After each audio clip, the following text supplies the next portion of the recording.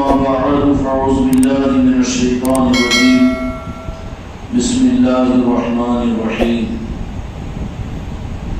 وما أرسلناك إلا رحمة للعالمين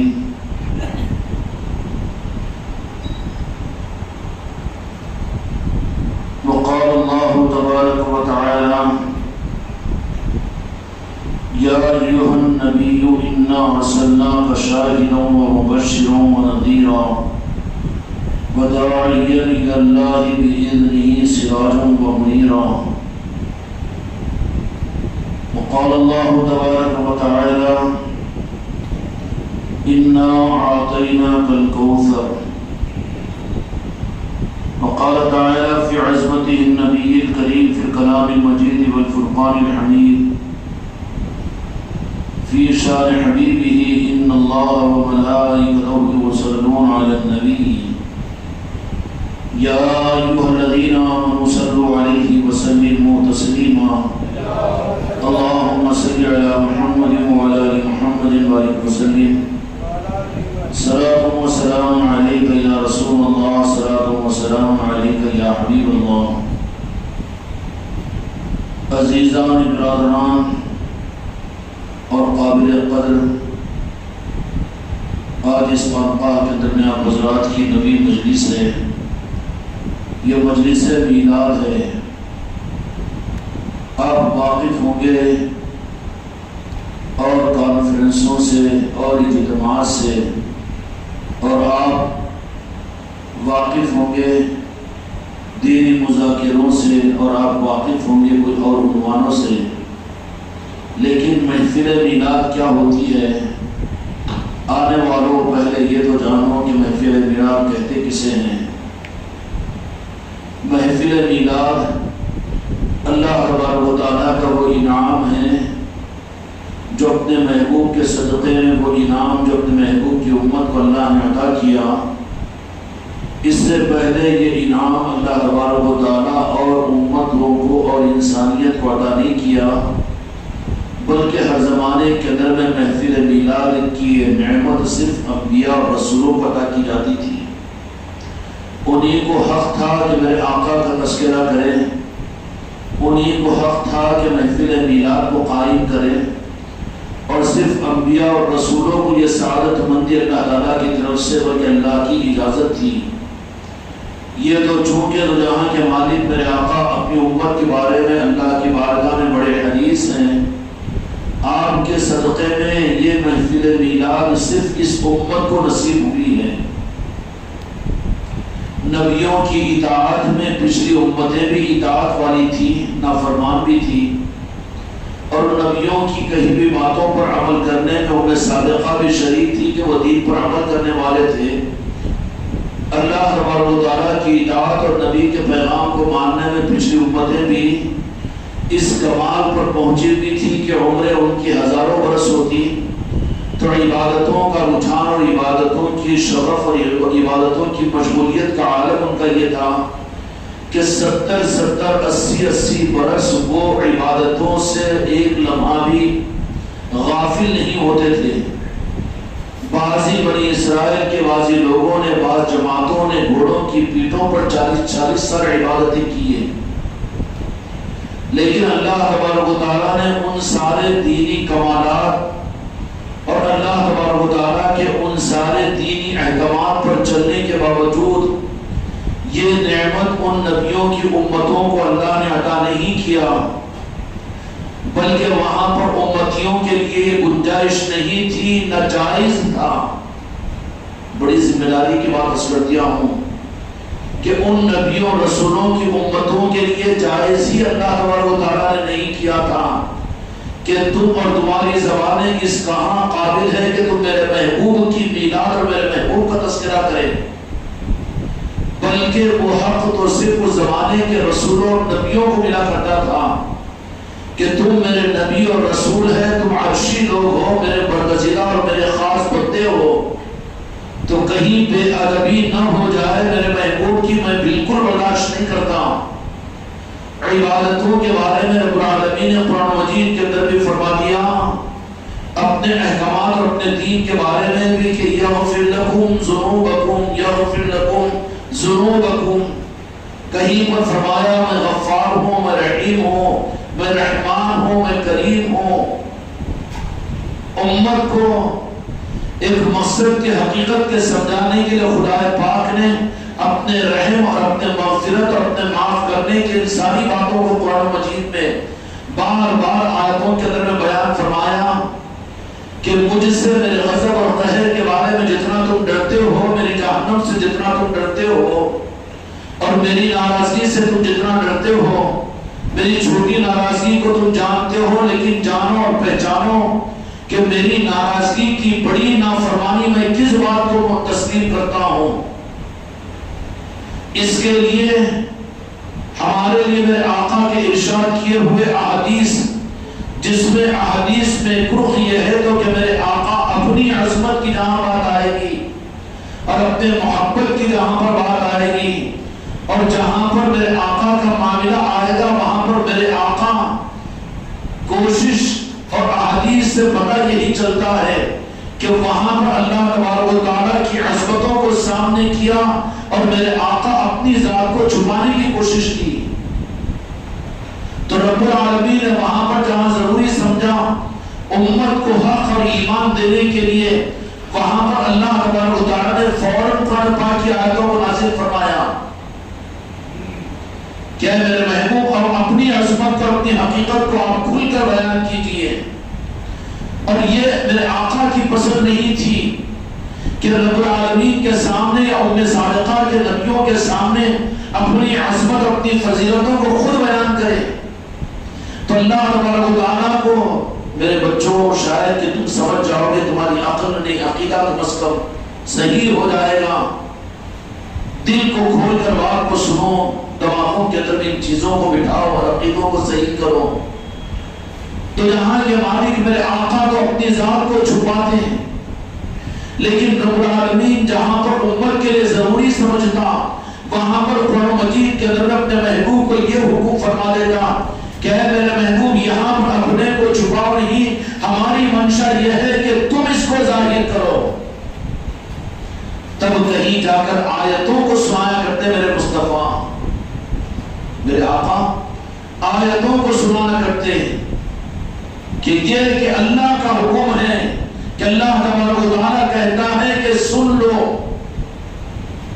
قرآن مجید کے اندر بہت سی آیتیں آپ کو ملے گی جہاں پر میرے آقا رب کو ظاہر کرنا چاہے، یا رسول اللہ بے ادبی کو معاف کیجئے، کفر میں سب سے بڑا کفر ہے، شرک میں سب سے بڑا عظیم شرک ہے۔ خدا کی قسم آخرت میں جہنم اتنی بری نہیں ہے جتنا مسلمان کا میرے آقا کی عظمت کا نہ جاننا برا ہے۔ خدا اس جہنم سے پوری امت کو بچائے، خدا اس مردودیت سے ہمارے اور آپ کے دلوں کو غسل دلوا دے، میلاد مصطفیٰ کے مہینے میں یہ خیرات ہم سب کو عطا فرما دے۔ اللہ رب العالمین اور میرے آقا کے معاملات کی تفصیل قرآن مجید ہے، اور اس قرآن پاک میں جہاں پر تم لوگوں نے ابھی تک کی یہاں کی مجلسوں نے یہ بات سنی ہوگی کہ قرآن مجید کے اندر اللہ تبارک و تعالیٰ نے اپنے محبوب کی عظمت کو بیان کیا، کائنات کو بنایا ہی ہے اپنے محبوب کی عظمت کو ظاہر کرنے کے لیے۔ خدا کو کوئی اس کائنات سے لینا دینا اور کوئی انٹرسٹ نہیں ہے کہ وہ اپنی قدرت کو ظاہر کرے، بلکہ رب کا کانسیپٹ اور خدا کی مرضی صرف یہ ہے کہ اس کائنات کو بنانے کے بعد اس کائنات کو اللہ نے جن کے لیے بنایا وہ اپنے لیے نہیں بنایا بلکہ اپنے محبوب کے لیے بنایا، اور جن کے لیے بنایا قرآن مجید کے اندر اللہ تبارک و تعالیٰ نے انہی کو ظاہر کیا۔ اب یہ دونوں کا معاملہ اللہ اس کے محبوب کا اور یہ دونوں کے آپس کے ان حدود کو بتانے کے لیے جو ملے ہوئے ہیں اس کو کچھ امت کے لیے ظاہر کرنے کے لیے اللہ نے قرآن مجید کے 30 پاروں پر نازل فرما دیا۔ قرآن مجید کیا ہے؟ قرآن مجید صرف یہی ہے، مسلمان قرآن مجید کو صرف خدا کے احکامات سمجھتا ہے، قرآن مجید صرف اللہ تبارک و تعالیٰ کے حکم کو سمجھتا ہے، قرآن مجید یہ سمجھتا ہے کہ دستور زندگی ہے، اور مسلمان یہ قرآن مجید کو یہ سمجھتا ہے کہ اس پر عمل کرنے سے جنت مل جائے گی، قرآن مجید کو یہ سمجھتا ہے کہ اللہ کی آخری کتاب ہے جو انسانیت کے لیے ہدایت کے لیے کافی ہے، یہ قرآن مجید کی یقیناً وہ اور حقیقتیں ہیں جو عمومی طور پر ضروری ہے جس پر عقیدہ ہے، لیکن قرآن مجید کی حقیقت فرمانیہ اللہ تبارک و تعالیٰ نے کہ جو قرآن تمہارے ہاتھوں میں ہے 30 پاروں کا، یہ قرآن اصل قرآن نہیں ہے، بلکہ یہ 30 پاروں کا قرآن کسی اور قرآن کے تعارف کے لیے ہے، کے لیے معاف کرنا۔ پوری دنیا میں حق کا معیار قرآن مجید بنا ہوا ہے اور ہے، کیوں؟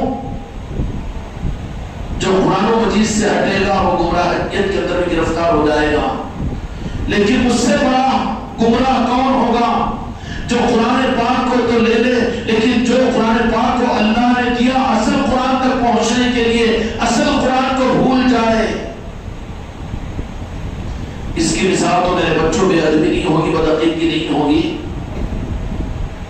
آپ نے ارادہ کیا مکہ مکرمہ کو جانے کا، حج ہاؤس میں آپ چلے گئے، وہاں پر دیکھا اشتہار لگا ہوا کہ عالم و سہالن ضیوف الرحمن خروج الی المکہ، لفظ مکہ کو دیکھا کہ مکے میں حج ہوتا ہے۔ اب یہ حاجی حج ہاؤس میں بیٹھ جا اور کہہ دے کہ مکہ پہنچ گیا میں، کیا بولیں گے اس مسافر اور اس حاجی کو؟ ہو گیا حج اس کا؟ مکے کو پہنچنے کا ایک مقام ہے جہاں سے تو مکے کا راستہ آسان ہوتا ہے، اگر اس سفر کے اس مقام کو نقطے شروعات ہی کو اگر تم منزل اگر سمجھ رہا تو وہ گمراہ نہیں کہلایا جائے گا۔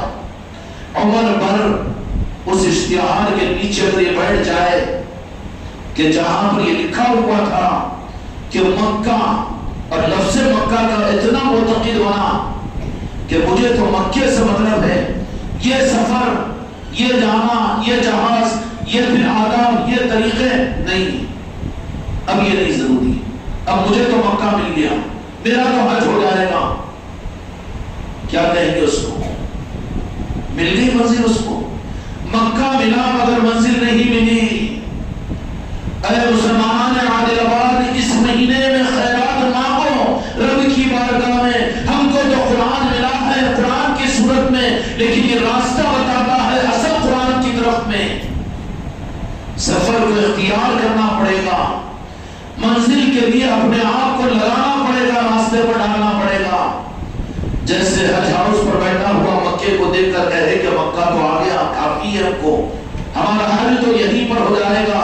کوئی جاہل بھی اس کے حج کی سند اس کو دینے کے لیے تیار نہیں ہوگا۔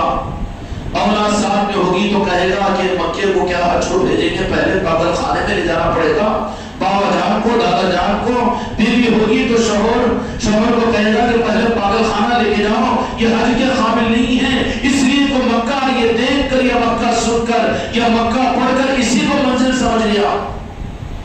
بے وقوف قرار دیا جائے گا کہ نہیں؟ اور یہ قادر صاحب پھر کیا خیال ہے؟ قرآن و مجید کیا ہے؟ قرآن و مجید کیا ہے؟ اللہ کا کلام ہے، تو عبداللہ اور اللہ کا بندہ اس قابل ہے کہ خدا کے کلام کو سمجھے۔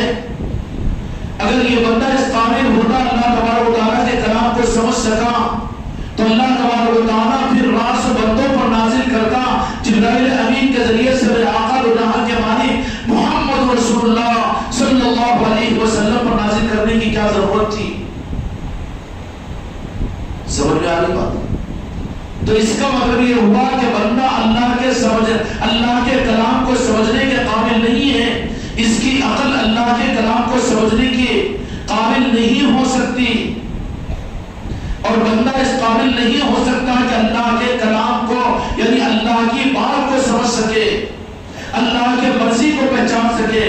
اس لیے کہ بندوں کے اندر بھی بعض اوقات اگر کوئی کلام کرتا ہے تو کلام کے الفاظ کچھ رہتے ہیں، مقصد کچھ اور رہتا ہے، ہوتا ہے کہ نہیں؟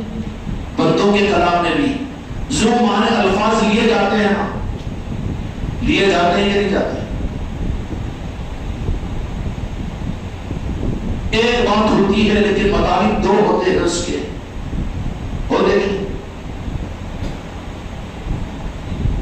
تو پھر بندہ بندے کے کلام کو سمجھنے میں بعض اوقات چوک کر لیتا ہے، تو پھر بندہ یہ حماقت کرے کہ اللہ کے کلام کو میں سمجھ سکتا ہوں، تو یہ ہدایت کا راستہ کہ گمراہیت کا راستہ۔ اور جو یہ کہے کہ اللہ کا کلام ہے، باقی ہم کو کسی اور چیز کی ضرورت نہیں ہے، نہ رہنمائی کی، نہ راستے پر لے کر چلنے والے کی، نہ پیری مریدی کی، نہ پنجتن پاک کے محبت کی، نہ دانین پاک مصطفیٰ کی۔ قرآن ہمارے پاس میں ہے، بخاری اور مسلم اور مشکات اور ابن ماجہ ہمارے پاس میں ہے، تو یہ کیسے دعوے کی حماقت ہو گئی اور کس گمراہیت کے راستے پر چلا گیا ہے مسلمان اسلام کے معنی میں، کہ اللہ کا یہ کانسیپٹ ہی نہیں ہے، اللہ کا یہ نظام ہی نہیں ہے۔ اللہ کے کلام کو عبداللہ اور اللہ کا بندہ راست نہیں سمجھ سکتا اور نہیں پہچان سکتا۔ اس کے لیے رب نے یہ انتظام فرمایا کہ جبرائیل امین کے ذریعے سے اپنے محبوب کے قلب مبارک پر قرآن پاک کو نازل کیا۔ کہاں نازل کیا؟ اگر یہ چیز بھی نہیں ہے تو پھر یہ ہونا چاہیے تھا نا، قرآن پاک کہاں نازل ہوا؟ جبرائیل امین لائے اور قلب مصطفیٰ پر ظاہر کیا، پھر آپ کے زبان مقدس سے جو نکلا، جنہوں نے سنا انہوں نے نقل کیا، تو وہ قرآن مجید قرار دیا گیا۔ تو اصل میں کلام اللہ وہ اللہ کا کلام بے شک ہے عقیدے کے اعتبار سے، لیکن امت کے لیے تو کلام مصطفیٰ ہے۔ وہ کیا ہے؟ اس لیے میرے آقا نے فرما دیا حق کی راہ میں گمراہیت کا تصور کرنا گمراہیت کی دلیل ہے۔ کیا فرمایا؟ اللہ تبارک و تعالیٰ نے فرما دیا، میرے مصطفیٰ نے فرما دیا، میرے آقا نے، کہ قرآن پاک کا ایک ظاہر ہے، قرآن پاک کا ایک باطن ہے۔ باطن کے قرآن کو تم ظاہر کا سمجھ جاؤ گے تو گمراہ ہو جاؤ گے، فرقوں میں بڑھ جاؤ گے، امت بن کر امتی میرے آقا کے ساتھ میں جڑ کر نہیں رہو گے۔ اس لیے فرمایا کہ ظاہر قرآن یہ ذریعہ ہے قرآن باطن تک پہنچنے کا۔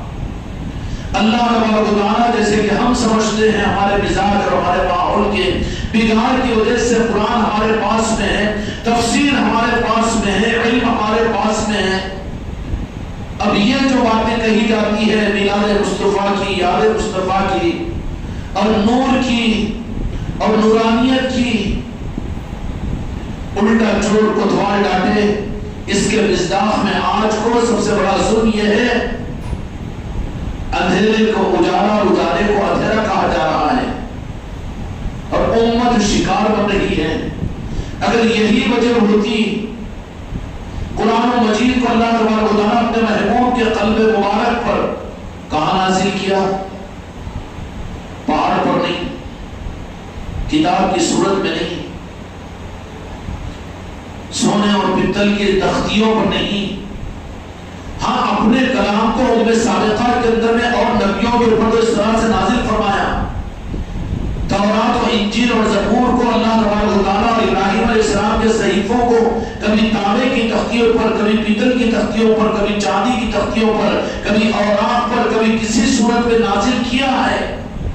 لیکن جہاں پر اپنے محبوب کی بات آئی، لو انزلنا هذا القرآن على جبل لرأيته خاشعا متصدعا من على جبل لرأيته خاشعا متصدعا من خشية الله۔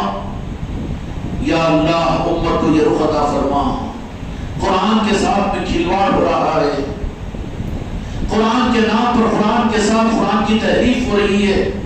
یا رسول اللہ اپنی امت پر کرم کی نگاہ ڈال کر اپنے رب سے امت کے لیے حق کے نظاموں کو دلوا دیجیے۔ خدا تو یہ کہہ رہا ہے، قرآن پاک کی آیت ہے، سورہ یوسف کی آیت ہے یہ، لو انزلنا هذا القرآن على جبل، جس کا مفہوم یہ ہے کہ اگر ہم اس قرآن پاک کو کسی پہاڑ پر نازل کر دیتے، قرآن پاک ہے یہ، قرآن کے ایک لفظ پر عقیدہ ہے کہ نہیں ہے؟ عقیدہ تو ہے نا. پہاڑ پر نازل کر دیتے تو وہ برداشت نہیں کر سکتا، بلکہ اس کے خوف، اس کے نور کو برداشت نہیں کر کے لو انزلنا هذا القرآن على جبل لرأيته خاشعا متصدعا من خشية الله. اللہ کے خوف و خشیت اور اس قرآن پاک کی ایک آیت کے وزن کی وجہ سے وہ پہاڑ ریزہ ریزہ ہو جاتا. اے مسلمان دھوکے سے نکل کہ قرآن کو لے کر یہ کہے کہ مجھے کسی اور چیز کی ضرورت نہیں، میلاد کی ضرورت نہیں. وہ قرآن کے بارے میں قرآن کا نازل کرنے والا یہ کہہ رہا ہے، رب العالمین یہ کہہ رہا ہے کہ اس دھوکے سے نکل جائے مسلمان کہ قرآن کو لے کر یہ کہے کہ ہم کو عشق مصطفیٰ کی ضرورت نہیں، ہم کو میلاد مصطفیٰ کی ضرورت نہیں، ہم کو محبت مصطفیٰ کی ضرورت نہیں، ہم کو پنجتن پاک کی ضرورت نہیں، ہم کو آل علی اور اولاد علی کی ضرورت نہیں. یہ گمراہیت کی سب سے بڑی پہچان ہے. رب کہہ رہا ہے کہ قرآن جو تمہارے ہاتھوں میں بعد میں آیا، اور ہندوستان میں تو وبا، اصل قرآن تو ہاتھ میں نہیں آیا. آیا کیا؟ اصل قرآن آیا. یہ جو لکھا ہوا قرآن تھا، یہ جو قرآن کا ایک رخ تھا جو امت کے لیے حق قرآن کو بتانے کے لیے، وہ کتابی شکل میں، حفظ کی صورت میں، حافظوں کی صورت میں یہ بعد میں آیا. لیکن اس سے پہلے اس روئے زمین ہندوستان کے اوپر جو قرآن قلب مبارک اور قلب مصطفیٰ سے قادر خاجلان کو عطا فرما کر وہ نور قرآن کی نورانیت کے ساتھ میں قرآن کو محفوظ فرما کر خدا کی قسم اس زمین ہندوستان پر قیامت تک کے لیے قرآن کے نور کو زندہ کرنے کے لیے اصل قرآن قلب قرآن بنا کر میرے آقا دو جہاں کے مالک نے مدینہ پاک سے جس شخصیت کو بھیجا، اس شخصیت کے نام ہمارے آقا خواجہ جی سلطان الہند خواجہ معین الدین چشتی اجمیری رحمۃ اللہ علیہ ہیں. لاہور کا قرآن، کراچی کا قرآن، طائف کا قرآن، مکے کا قرآن، مدینے کا قرآن. اس لیے یہ قرآن جو ہوتا ہے نا، معلوم ہے یہ قرآن ادب اور عصمت چونکہ وہ چاہے وہ پتھروں پر لکھا ہوا ہو، پتھروں پر لکھا ہوا ہو، اس کا احترام فرض ہے. ناقدری کفر ہے، ناقدری کفر ہے، ناقدری کفر ہے. عقیدہ تو محفوظ ہو گیا، اب ناقدری کا کوئی سوال نہیں. چاہے وہ کسی کپڑے پر لکھا ہوا ہو قرآن پاک کا زیر و زبر اور آیت، خدا کی قسم اس کا احترام فرض ہے ہم پر، اور ناقدری کفر ہے. عقیدہ ہمارا بیان کر دیا ہم نے. لیکن الیاذ باللہ دنیا کے اندر میں آپ دنیا کے حالات کو جانتے ہیں، ڈنمارک میں ہو کہ انگلینڈ میں ہو کہ برطانیہ میں ہو کہ ہندوستان میں ہو یا ایودھیا کے اندر میں ہو یا کہیں پر بھی ہو، ناقص کے ناہنجار جن کو انسان کہنے کے قابل بھی نہیں ہے، وہ انسان اس کو پھاڑتے ہیں اور جلاتے ہیں. ہے کہ کوئی صحیح آدمی انسان ہو کر تو خدا کی مقدس کتاب کی ناقدری نہیں کر سکتا. سمجھ گئی بات؟ نہیں کر سکتا. لیکن یہ کون سا رخ ہے؟ یہ جلایا بھی جا رہا ہے قرآن، اور نعوذ باللہ کیا کچھ نہیں کیا جا رہا ہے. لیکن ایک حقیقت جان لو، مگر کام مت دو. اس میں اگر تحقیق کریں گے تو مجرم تو ہوں گے دوسرے بھی، لیکن دوسروں میں اتنی ہمت نہیں ہوتی کہ اس لیے کہ ان کے دلوں میں کفر کا اندھیرا ہوتا ہے، بزدل ہوتے ہیں، ڈرپوک ہوتے ہیں. لیکن ان واقعات کے پیچھے اگر جاؤ، یہ کہنے کا حق میرا ہے، تم نہیں کہنا کسی کو، لیکن پیچھے جاؤ تو آپ کو پس پردہ جو شخصیتیں ملے گی وہ اپنے آپ کو مسلمان کہنے والی ملے گی. اگرچہ کہ روح کے وہ مسلمان ہو لیکن دل ان کا ظلمتوں سے بھرا ہوا ہوگا. جہاں پر یہ دوہرا پن ہوگا انہی کی جرات ہوگی بے ادبی اور گستاخی کی. بہت بڑی بات کی طرف اشارہ کر دیا ہوں کہ کہیں بھی چلے جاؤ، جہاں پر راز اگر قرآن پاک کی بے حرمتی ہو رہی ہے تو دیکھ لینا میں اس میں ثبوت اور ثبات کا ثبوت نہیں دے رہا ہوں، لیکن وہ منافق ہوں گے کہ جو ظاہر میں اپنے کا کچھ کہہ کر دل میں کچھ چھپاتے ہوں گے، ورنہ جو سرے نرے کافر ہوں گے وہ بزدل ہوتے ہیں، چونکہ ان کے دل میں اندھیرا ہوتا ہے، وہ اس بات کی ہمت نہیں کر سکتے۔ اب آپ کے دماغوں میں کون کون سی باتیں آ رہی ہوگی، کون سی باتیں آ رہی ہوگی، آ رہی کہ نہیں آ رہی؟ لیکن بہرحال کلمہ گو ہیں، ہم ناقدری نہیں کر سکتے۔ لیکن منافقوں کے ہاتھ پر جو دل میں کچھ ہو باہر کچھ ہو، وہ ایسی جرات کر سکتے ہیں بے ادبی اور گستاخی کی، لیکن اگر دل میں اجالا ہو ایمان کا تو وہ جان دے دے گا لیکن بے ادبی نہیں کرے گا۔ اور اگر دل کے اندر اندھیرا ہی اندھیرا ہو تو اللہ تبارک و تعالیٰ اس کو بزدلی کے عذاب میں رکھتا ہے، اس کی ہمت ہی نہیں ہوتی کہ وہ کوئی ایسا ختم کرے۔ اگر ہوگا بھی تو فوراً اس کو جب احساس ہو جائے گا کہ میرے سے جرم ہوا تو وہ علی اعلان اپنے مذہب کو اور اپنی قوم کو چھوڑ کر اعلان کرے گا اور کہہ دے گا کہ نہیں، میرا دل نہیں مان رہا ہے، یہ گستاخی اور یہ جرم ہو چکا، تجھ سے مسجد ٹوٹی ہے، میں نے قرآن پاک کی بے حرمتی کی ہوں، لیکن رب کی بارگاہ میں میں مجرم بن کر حاضر ہونا نہیں چاہتا، میں علی اعلان اپنے اسلام کا اظہار کرتا ہوں۔ کریں گے کہ نہیں کریں گے؟ سن رہے ہیں؟ سمجھ میں آ رہی باتیں؟ اپنے علم کو استعمال کرو، اخبار کے نیوزوں کو اور ٹیلی ویژنوں پر سنی ہوئی خبروں کو سوچو۔ تو جنہوں نے مسجدیں توڑی، جنہوں نے قرآن پاک کی بے حرمتی کی، اگر واقعی وہ نرے کافر تھے، دل میں اندھیرا تھا، جب ان کو احساس پیدا ہو گیا تو پھر وہ اپنے اسلام کے اظہار میں ذرہ برابر نہیں، کوئی کسی درجے کا تعامل نہیں کریں گے۔ لیکن پس پردہ مسجد نبوی میں بم بلاسٹ، مسجدوں میں بم برسا کر قتل کرنا، اور پھر یہ مسجدوں کی توہین، مسجدوں کو عبادت کی جگہ کے بجائے باورچی خانے بنا دینا، اور مسجدوں کی حرمتوں کو پامال کرنا اور یہ سرائے خانے اور لاجی بنا دینا، مسجدوں میں اونچی اونچی باتیں کرنا، مسجدوں کی توہین کرنا، اور مسجدوں کو اسلام کی مسجد نہ رکھ کر اپنے جماعت کی، اپنے مسلک کی اپنی مسجد رکھ دینا کر دینا، یہ سب کون کریں گے؟ جو نیرے کافر ہوں گے وہ تو تعجب کریں گے کہ مسلمان تو ہم تو اسلام سمجھتے ہیں ایک ہیں، مسلمان تو ایک ہیں۔ لیکن مسٹر گاندھی نے جب تحقیق کی تو کہا ڈاکٹر بی امبیڈکر کو کہ کس اسلام کو قبول کرو گے کہ جس کو تم مساوات کا علم بردار، جس مذہب کو سمجھ رہے ہو، تمہاری غلط فہمی ہے کہ سنی اسلام کو قبول کریں گے یا شیعوں کے یا دیوبندیوں کے یا بریلویوں کے۔ تو کہا کہ یہ کیا کہہ رہے ہیں آپ؟ کہہ رہے ہیں کہ بالکل ہم کہہ رہے ہیں تحقیق کر لو۔ ڈاکٹر بی امبیڈکر عقلوار تھا، پھر بھی مسلمانوں کو ہوش نہیں آیا۔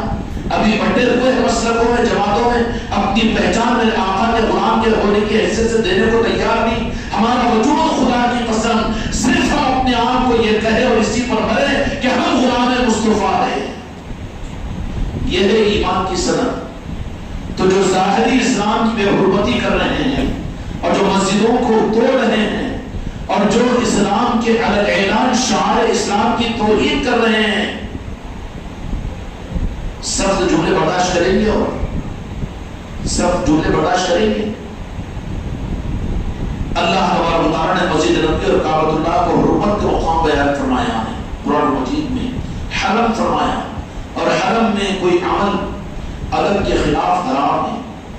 بلد الامین کہاں کا مطلب کیا کہ کافر بھی یہ جانتے ہیں کہ وہ بلد الامین ہیں، اگر بڑے سے بڑا جرم بھی ہو جائے بلد الامین کے اندر میں چلے گئے تو وہاں پر قتل نہیں کیا جائے گا، وہاں پر ظلم نہیں کیا جائے گا، وہاں معاف کیا جائے گا۔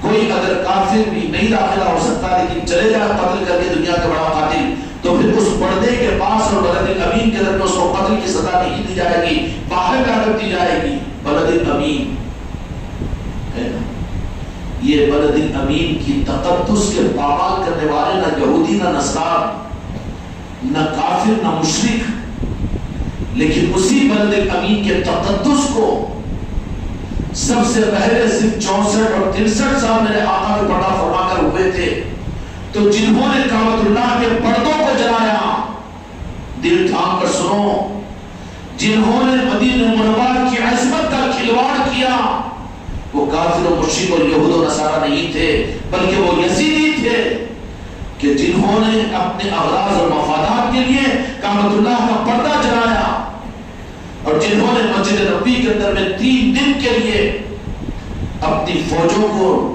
العیاذ باللہ و نعوذ باللہ بے ادبی ہو جاتی ہے ننگا ناچ کھیلنے کے لیے کہ عام اجازت دے دی کہ جو فوجی جو کچھ کرے، سوے صحابہ کو شہید کیا اور ہزاروں صحابہ کرام کی ان پاک عورتوں پر غلط نظر ڈالی اور سوے بچوں کو انہوں نے شہید کیا۔ کون؟ کافروں اور مشرکوں نے؟ بتاؤ مجھے، یہود و نصارہ نے جو اسلام کے علمبردار تھے، جن کے ہاتھوں میں قرآن تھا۔ اس موقف کو میرے بچوں ذرا ٹھنڈے دل کے ساتھ میں سوچو، پھر فیصلہ کرو کہ ہمارے ایمان کا موقف کیا ہونا چاہیے۔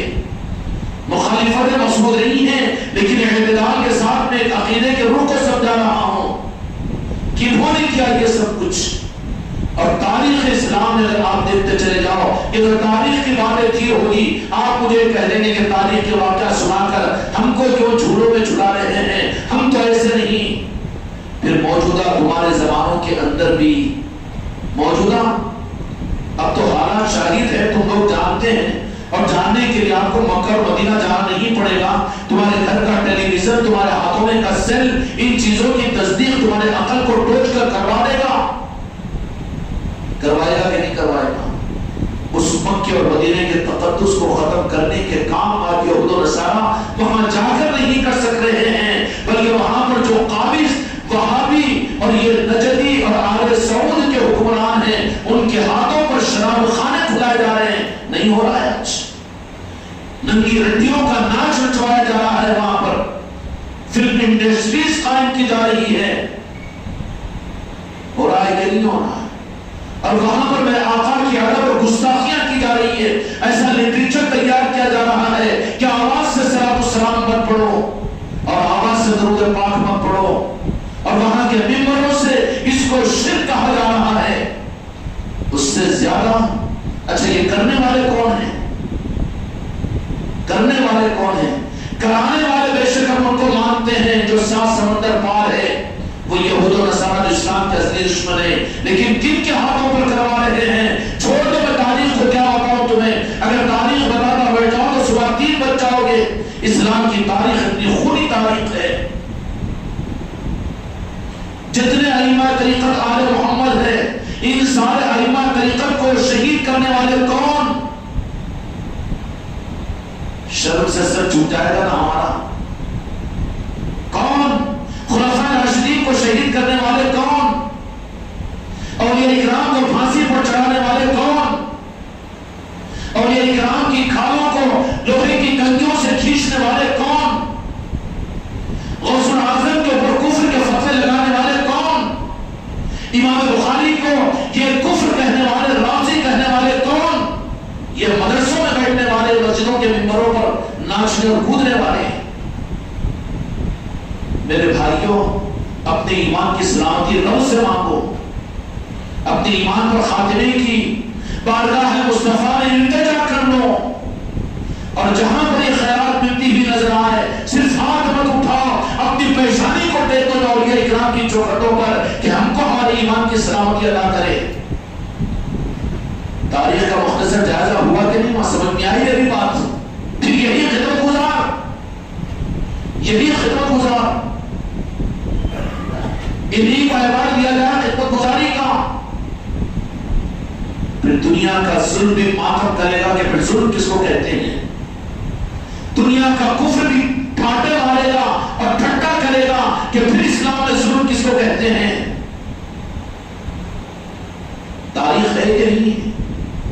ٹھیک، اس زمانے میں جو کچھ بھی ہو رہا ہے، پس پردہ ہوں گے وہ قومیں، کہیں پر مال کی لالچ ہے تو کہیں پر تخت و تاج کی، اور کہیں پر حکومتوں کی، اور کسی کو اپنے مسلک اور جماعتوں کی، اور کسی کو ناپاک دنیا کے ان کے ملے ہوئے ان کی طرف سے وعدوں کی۔ لیکن کرنے والے کون ہیں اور ان کی پہچان کیا ہے؟ ان کی پہچان کیا ہے؟ پھر وہ کون ہیں کہ جن کے پاس میں رب العالمین نے اصل قرآن کو چھپا رکھا ہے، جاننا ضروری ہے کہ نہیں؟ بچوں کو پڑھاؤ قرآن پاک، بسم اللہ کرواؤ، عقیقہ بھی کرواؤ، بہت کچھ بھی کرواؤ، حافظ قرآن بھی بناؤ، عالم دین بھی بناؤ، مفتی شرع بھی بناؤ، شیخ الحدیث بھی بناؤ، نہیں سب کچھ صحیح ہے، کیجیے، ممانعت نہیں ہے،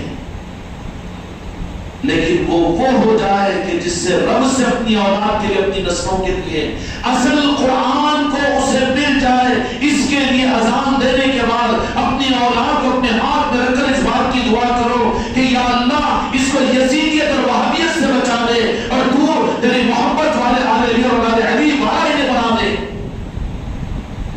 سمجھ میں آئی بات؟ محبت رسول والا، میلاد پاک والا، عشق رسول والا، اور آگے کی پہچان کے لیے کیوں جملوں کو چھپاؤں؟ جو میلاد والا ہے، جو عشق رسول والا ہے، اور جو درود و سلام والا ہے، وہی تو وہ والا ہے جو اس منزل تک پہنچانے والا ہے۔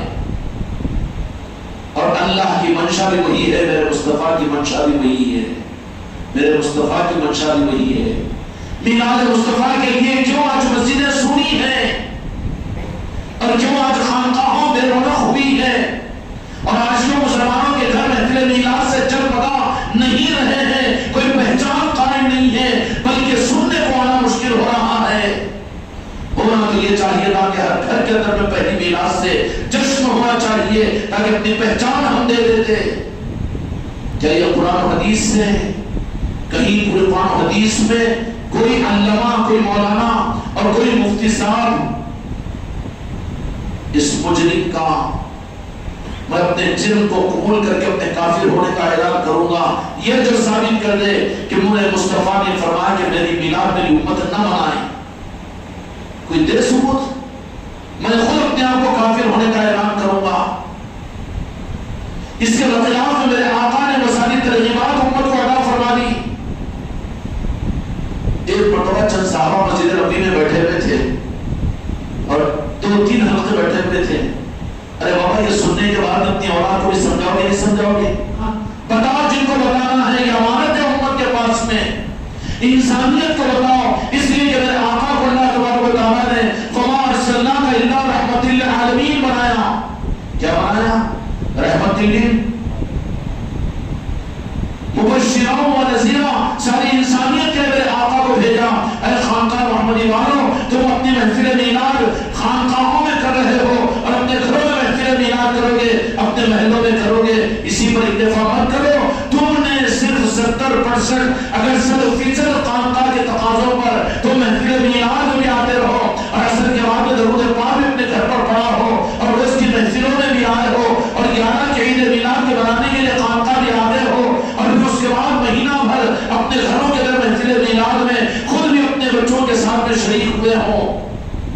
خانقاہ محمدی کی جانب سے 4 موقع ایسے ہوں گے کہ جو اپنے گھروں میں نہیں بلکہ مجلسوں کو الگ اعلان اپنے گھروں کے باہر چوراستوں پر، راستوں پر کرنا ہے تمہیں۔ ایک تو محرم الحرام، اس لیے کہ سید امام حسین علیہ السلام نے شہادت ساری انسانیت کے لیے دی تھی، اس لیے آپ کا پیغام ہر انسانیت تک پہنچانا ہے۔ اور دوسرے چھٹی شریف، خواجہ خواجگان سلطان الہند اس ملک میں صرف مسلمانوں کے لیے نہیں آئے بلکہ ساری انسانیت کے لیے آئے ہیں۔ اے خانقاہ محمدی والوں، تمہاری ذمہ داری ہے باقی ذکر کی وجہ سے باقی مجلسوں کو اپنے گھر کے اندر میں کرو، لیکن یہ 4 محفل خانقاہ محمدی والے اگر اعلان چاہے 5 آدمی کیوں نہ ہو، اپنی ٹوٹی ہوئی پل باہر نکال کر بات کی کیوں نہ ڈالتے ہو، لیکن محفل کرو تو باہر کرو، اگرچہ کہ صرف چائے پلاؤ، لیکن حق کو چھپاؤ مت اللہ کے واسطے۔ اور تیسری محفل 11ویں شریف کی، حضور بنا پیر غوث اعظم دستگیر جو اولیاءوں کے امام ہیں،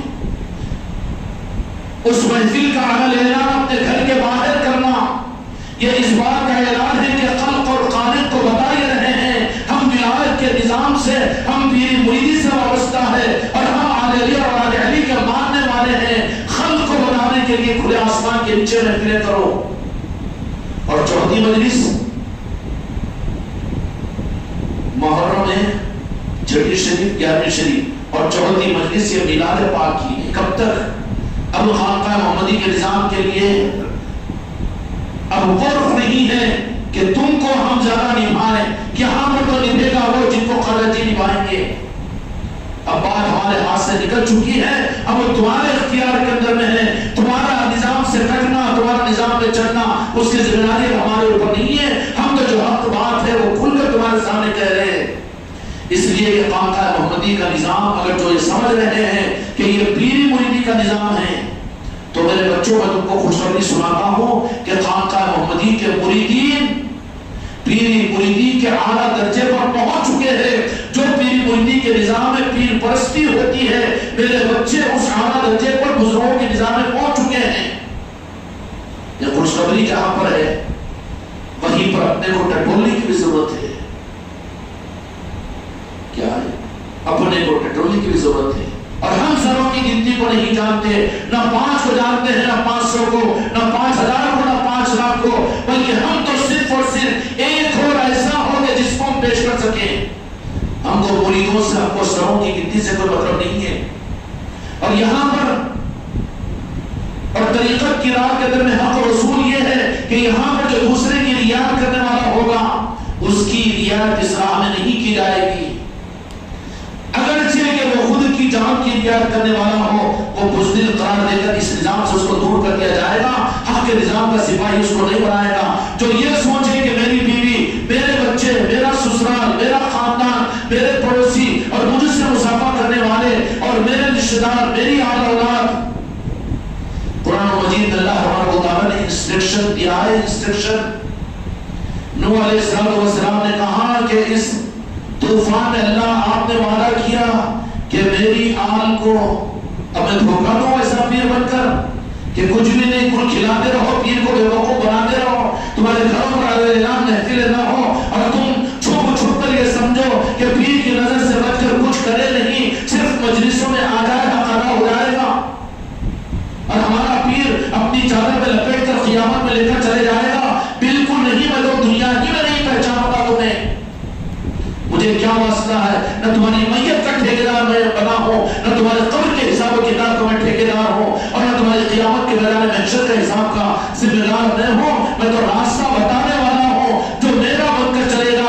خدا کی قسم اگر میرے غوث و خواجہ چاہیں گے اور ضرور چاہیں گے ان کو تو قیامت میں بھی سوار ہوگا.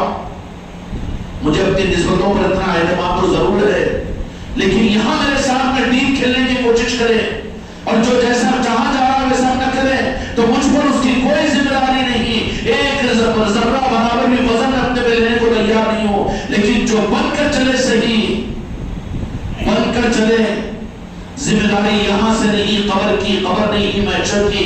ضرور میں وہاں پر پایوں میں پڑ جاؤں گا اور غریب نواز سے کہہ کر بہت کچھ کروا دوں گا انشاءاللہ تعالی. محمد رسول اللہ. حضرت نوح علیہ السلام نے فرمایا کہ یا اللہ آپ نے میری اہل کو عذاب سے بچانے کا ارادہ وعدہ کیا تھا. اللہ کو پسند ہے اپنے نبی کی نعوذ باللہ کی کمزوری کو ظاہر کرنا. وہ تمہارے میرے لیے ہے، خانقاہ محمدی والوں کے واسطے. اس دھوکے میں مت رہو اور پیری مریدی کے طریقوں سے اور پیروں کی طرح سے تم بھی یہ سمجھ لو کہ بس صرف 10 بوسی قدم بوسی مٹھائی کے ڈبے پھول کے ہارو اسی پر راضی ہو کر اس کے بدلے میں قیامت کو اپنی کملی میں چھپا کر لے جائے گا. نہیں، میرا معاملہ یہ نہیں ہے. خانقاہ محمدی کے نظام کو اس نظام پر مت سمجھو. اسی لیے میں نے آج تم کو ایوارڈ دے دیا کہ پیری مریدی کے نظام کے اعتبار سے میرا ہر مرید اصل پیری مریدی کے لیول سے اوپر ہے، لیول سے اوپر ہے. اس کی تصدیق کرنا ہے تو اور پیروں سے اور سلسلے والوں سے کر لو. وہ لوگ تم کو کہہ دیں گے کہ خانقاہ محمدی کے مریدوں کا یہ معیار تابعداری کا کہ جان کو قربان کرنا یہ تو اور طریقوں میں اور لائنوں میں نہیں ملتا. وہ تصدیق کریں گے اس کی. سمجھ میں آ رہی بات؟ اب بات پیری مریدی کے لیول کی نہیں رہی. خانقاہ محمدی میں وہ اور جگہ ہے کہ پیر صاحب کے عرس میں آ جاؤ، پیر صاحب کے باپ کے عرس میں آ جاؤ، ان کے دادا کے عرس میں آؤ، چادر چڑھا لو، قوالی کر لو، سما کر لو، لنگر کھا لو، کھلا لو، 2-3 دن کے لیے رہو، چرامہ کر لو، چلے جاؤ. خانقاہ محمدی کا نظام وہ نظام نہیں ہے. یہ نظام پیری مریدی کی تکمیل کے ساتھ مکمل ہو چکا. اتنے دعویدار کہ میں ایک نہیں میرے بچوں میں 100 کو کھڑے کر سکتا ان کو یہ کہہ دوں کہ اس وقت میں تم اپنے ہاتھوں سے اپنے گلا کاٹ لو تو میں 10 کو پیش کر سکتا ہوں کہ 1 منٹ نہیں لگے گا، اپنی جان میرے لیے دے دیں گے وہ. میں کیسے ناشکری کروں اس بات پر، کیوں نہ کہوں ہر بات کو. لیکن تم نے پھر مریدی کو ڈیل کھیلنے کی چیز بنا لی. جو کہے وہ کرنے کو تیار نہیں، کریں گے بھی تو اپنی مرضی سے کریں گے. اپنی مرضی چلانا ہو تو خدا حافظ، ہمارے پاس میں کوئی گنجائش نہیں ہے. اگر چاہتے ہو تو پورے اپنے آپ کو تابع دار بنا کر جیسا کہا جا رہا ہے ویسے ہی کرنا. حضرت نوح علیہ السلام اللہ تبارک و تعالیٰ سے عرض کیا کہ یا اللہ آپ نے تو وعدہ کیا تھا کہ میری آل کو آپ طوفان نوح سے بچا لیں گے. اچھا یہ معاملہ تو اللہ اور حضرت نوح علیہ السلام کے سامنے ہوا تھا. کیا اللہ اس بات پر خوش تھا کہ اپنے نبی کی کمزور بات کو قرآن مجید میں بیان کرے؟ یہ تربیت تھی قوم کا محمدی والوں کے لیے، اہل طریقت اور پیری مریدی کی لائن کے لوگوں کے لیے. کیا آگے ہو کر طریقت کی لائن میں ایسی گمراہیت چلے گی کہ انہوں رشتہ دار، انہوں بیٹا، انہیں بھتیجا، انہیں ماموں، انہیں پھوپھا، انہیں داماد، انہیں بھائی، انہیں سالا، یہ کچھ بھی نہیں چلے گا. یہاں پر تو خود کو جو نہ پہچانے وہی سپاہی ہوگا. اللہ کو خوشی نہیں تھی اپنے نبی کی کمزوری بیان کرنے کی، لیکن تمہارے اور میرے لیے اللہ نے حضرت نوح علیہ السلام کے واقعے کو بیان فرمایا. یوں فرمایا کہ اللہ سے حضرت نوح علیہ السلام نے فرمایا کہ یا اللہ آپ نے وعدہ کیا کہ میری اہل کو اس طوفان نوح سے بچا لیں گے، طوفان نوح سے بچا لیں گے.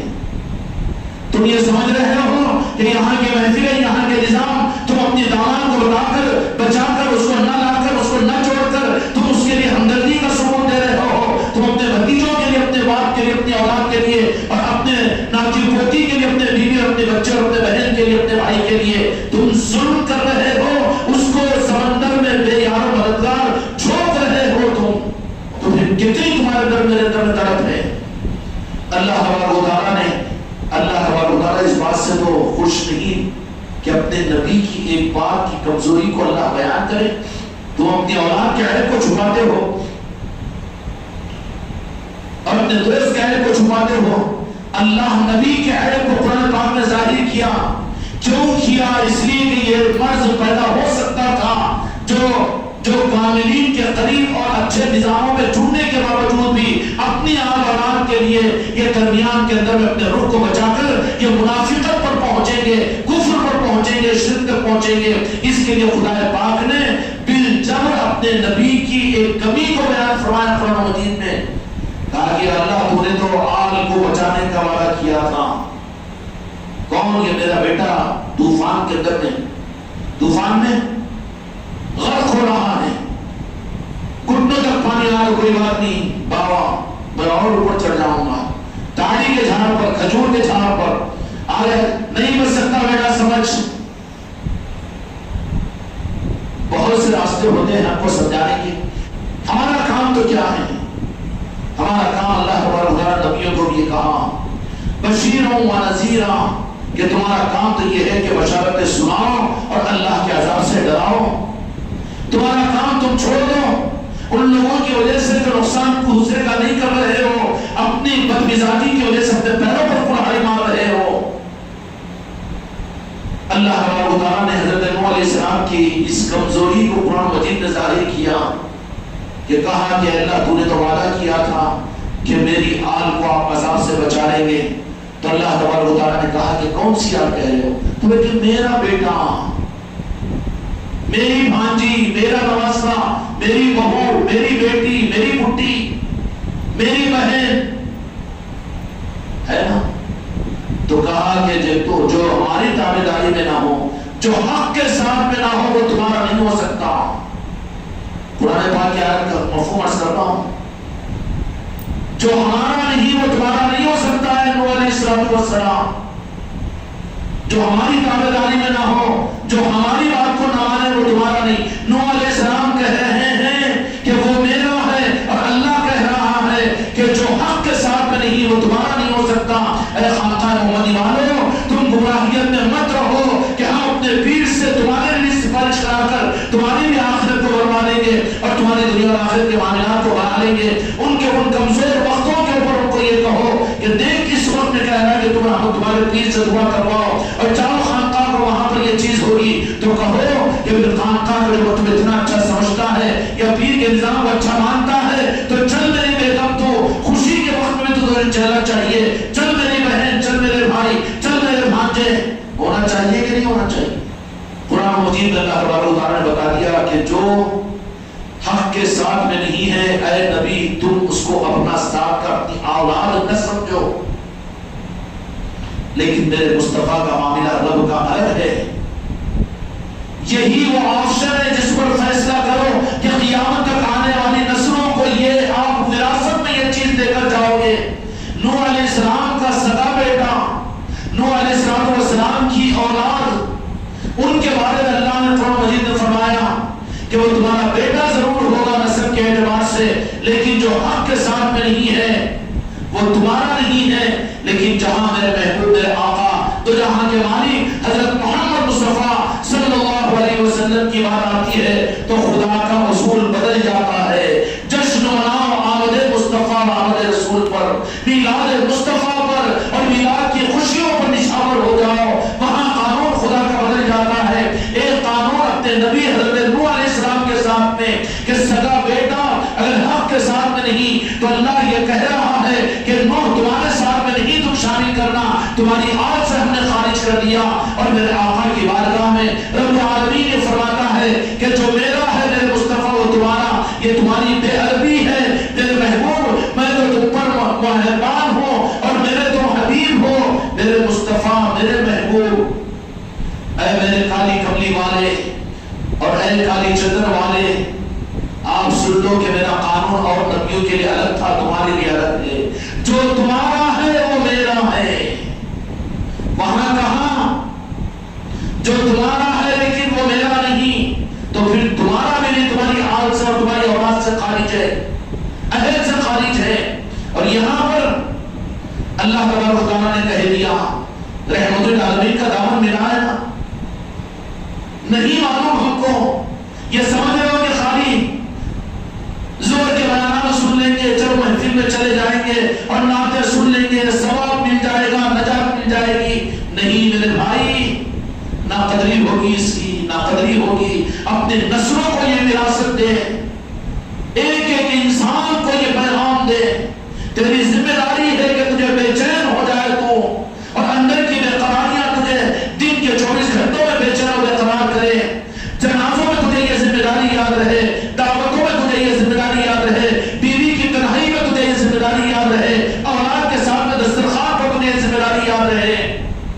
کیا ذمہ داری ہے کہ رب العالمین نے کیا فرمایا؟ میرے محبوب جو میرا ہے وہ تمہارا نہیں۔ یہ قانون تو تیسرے نبیوں کے لیے تھا، لیکن اب قانون میں نے اپنے بدلوا دیا، اس لیے وَمَا أَرْسَلْنَاكَ إِلَّا رَحْمَةً لِّلْعَالَمِينَ، آپ کو رحمت للعالمین میں نے بنا دیا۔ اب رحمت اور عطا اور نوازشیں اب جو میرے پاس میں آئے گا وہی نہیں دوں گا، اور حق میرے پاس میں نہیں، اور میرے قرآن کے ذریعے سے بھی میں تمہاری ذات کی رہبری کروں گا کہ سب کو جو تم کو انسانیت کو جو ملے گا وہ نالے پاک مصطفیٰ سے ملے گا۔ پیر سے، پیر بھی اگر وہاں کا ہے تو پھر اس سے ملے گا، نہیں تو اس کو خود نہیں ملے گا، انہیں خود دھوکہ کھا لے گا، انہیں خود جائے گا جہنم کے کٹڑے میں، تم کو کیا پہنچائے گا؟ سمجھ میں نہیں بات؟ اس لیے دھوکے میں مت رہو، اپنی زندگیوں کو بدلو، اپنے شب و روز کی مصروفیتوں کو بدلو اور اپنے مزاجوں کو بدلو۔ خانقاہ محمدی کا نظام پیری مریدی کے حد تک کے لیول کا نظام نہیں ہے، اس میں تو مرید کامل ہو چکے ہیں۔ کل جو مرید ہوا اس پر بھی میرے غریب نواز کی نگاہ کے ذریعے سے وہ مزاج اور وہ نعمت کے درجے میں عطا کی صورت میں اور نوازش کی صورت میں وہ مقام اور وہ قلب کی کیفیت اس کو دے دیتے ہیں کہ وہی چیز تو پیری مریدی کے جاننے والے بوڑھوں کو بھی کھٹکتی ہے اور لاکھوں مریدوں کے پیروں کو بھی تو کھٹکتی ہے۔ یہ خانقاہ محمدی والوں کا نظام کیا اور ان کے مریدوں کی کیسی دعویداری اور ان کی فرمانبرداری کا عالم کیا کہ تم میں تعلیم کی صورت میں نہیں بلکہ میری وہ مریدان بستر مرگ پر بھی اپنی نسبت کو اور پیر کو یاد کرتی ہے تو تمہارا کیا ٹھکانا؟ معصوم بچے بھی گنگناتے ہیں تو پیر کی محبت کے ترانے گناتے ہیں۔ یہ تو چبن کا باعث بنتی ہے لوگوں کے لیے۔ کیسی پیری مریدی؟ کیوں ہے کہ نہیں ہے؟ ثابت ہے کہ غلط ہے؟ پیری مریدی کے لیول کے لیے خانقاہ محمدی کو جو سمجھ رہا ہے، پھر اس سے بڑی بڑی خانقاہ مل جائے گی، بڑے بڑے پیر و مرید کے نظام مل جائیں گے، بڑی بڑی جہاں چوکھٹے ہیں، جہاں پڑوس ہے، جہاں قوالی ہے، جہاں سما ہے، جہاں دھوم دھام، وہ بھی قابل قدر ہے۔ لیکن خانقاہ محمدی کا مقصد خواجہ خواجگان نے، مجدد پاک نے، مولا علی نے، مولا کائنات نے، تو یہاں کے مالک نے آج جی چاہتا ہے کہ علل اعلان عرض کر دو، خانقاہ محمدی کا مقاصد یہ صرف پیر مریدی کے یہ رسم و رواج کا پورا کرنا نہیں ہے، یہ بھی ضروری ہے، اس کا انکار نہیں، لیکن مقصد کیا ہے؟ خانقاہ محمدی کا مقصد میرے بچوں، دین کا وہ روح جو ساری انسانیت کے لیے رحمت للعالمین بنا کر میرے مصطفیٰ کو اللہ تبارک و تعالی نے مبعوث کیا تھا۔ دین کیا تھا؟ دین کے ذریعے تو ذات مصطفیٰ کو لوگ پہچانتے تھے کہ نہیں تھے؟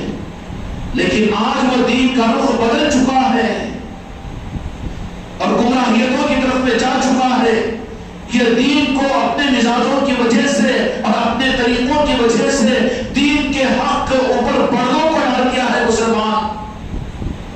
اس لیے کہنے والے کافروں کو یہ موقع ملا کہ کون سا اسلام قبول کرو گے، کہ دیوبندی، کہ بریلوی، کہ اسلامی جماعت، کہ تبلیغی جماعت، کہ پھر سنی، کہ شیعہ، وہ تو الجھ کر رہے گا بیچارہ، کیا کرے گا؟ اس کا علم کہاں کام آئے گا اور اس کا مطالعہ کہاں کام آئے گا؟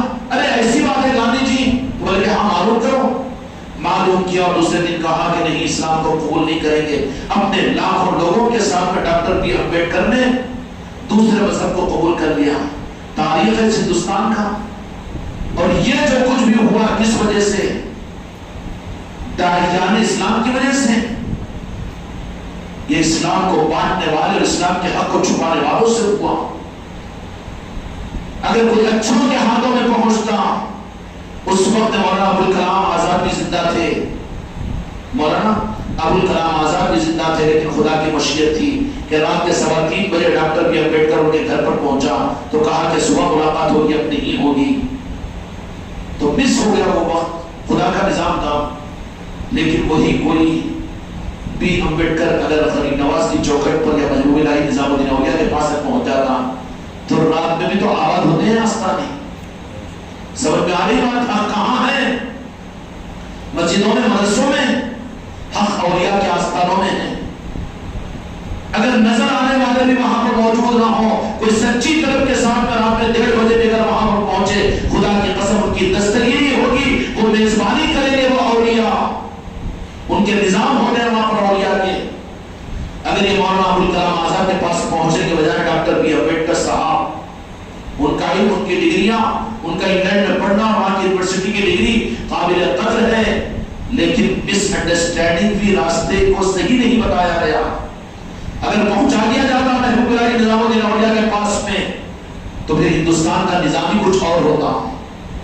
مرضی نہیں ہے ان کی، میرے خواجہ جی کی مرضی ہے، وہ تو وہی ہوگا جو خواجہ جی چاہیں گے۔ یہاں دوسرے کی حکومت کہاں، دوسرے کی تھوڑی چلے گی۔ اس لیے اس معاملے کے اندر ہم کو ٹینشن لینے کی ضرورت نہیں، لیکن جو تم سے معلوم کرے کتابوں کی طرف میں، جماعتوں کی طرف میں، شخصیتوں کی طرف میں، مسلکوں کی طرف میں، وہ تو الجھ جائیں گے۔ اس کے بجائے اے خانقاہ محمدی والوں، اپنے علاقے کے موضوع اولیاء کی چوکھٹوں پر بھیجو انسانیت کو۔ اگر ہمت ہو تو تاج الاولیاء کے پاس سے بھیجو، اگر ہمت ہو تو سامع پاک کے پاس سے بھیجو، ہمت ہو تو بابا قطب الدین بختیار کاکی کے پاس سے بھیجو، اور ہمت ہو تو غوث اعظم کے چلوں پر بھیجو، اگر ہمت ہو تو سلطان الہند غریب نواز کے پاس سے بھیجو۔ ان کو حق ملے گا وہاں پر۔ کیا ملے گا؟ وہاں پر حق ملے گا۔ اب تو جا کے آیا بھی تو اجمیر کو چھپاتا ہے لوگوں سے، میں جا کے آ گیا ہوں، کہاں دیگر نہیں، میں ذرا سفر پہ گیا تھا۔ اس لیے زبانوں کو کھولو حق کے لیے۔ خانقاہ محمدی کا نظام کیا ہے سمجھ میں آ گیا؟ اسلام کے اوپر مسلک اور جماعتوں کی وجہ سے اسلام ساری انسانیت کے لیے تھا۔ کس کے لیے تھا؟ ساری انسانیت کے لیے، ساری انسانیت کے لیے۔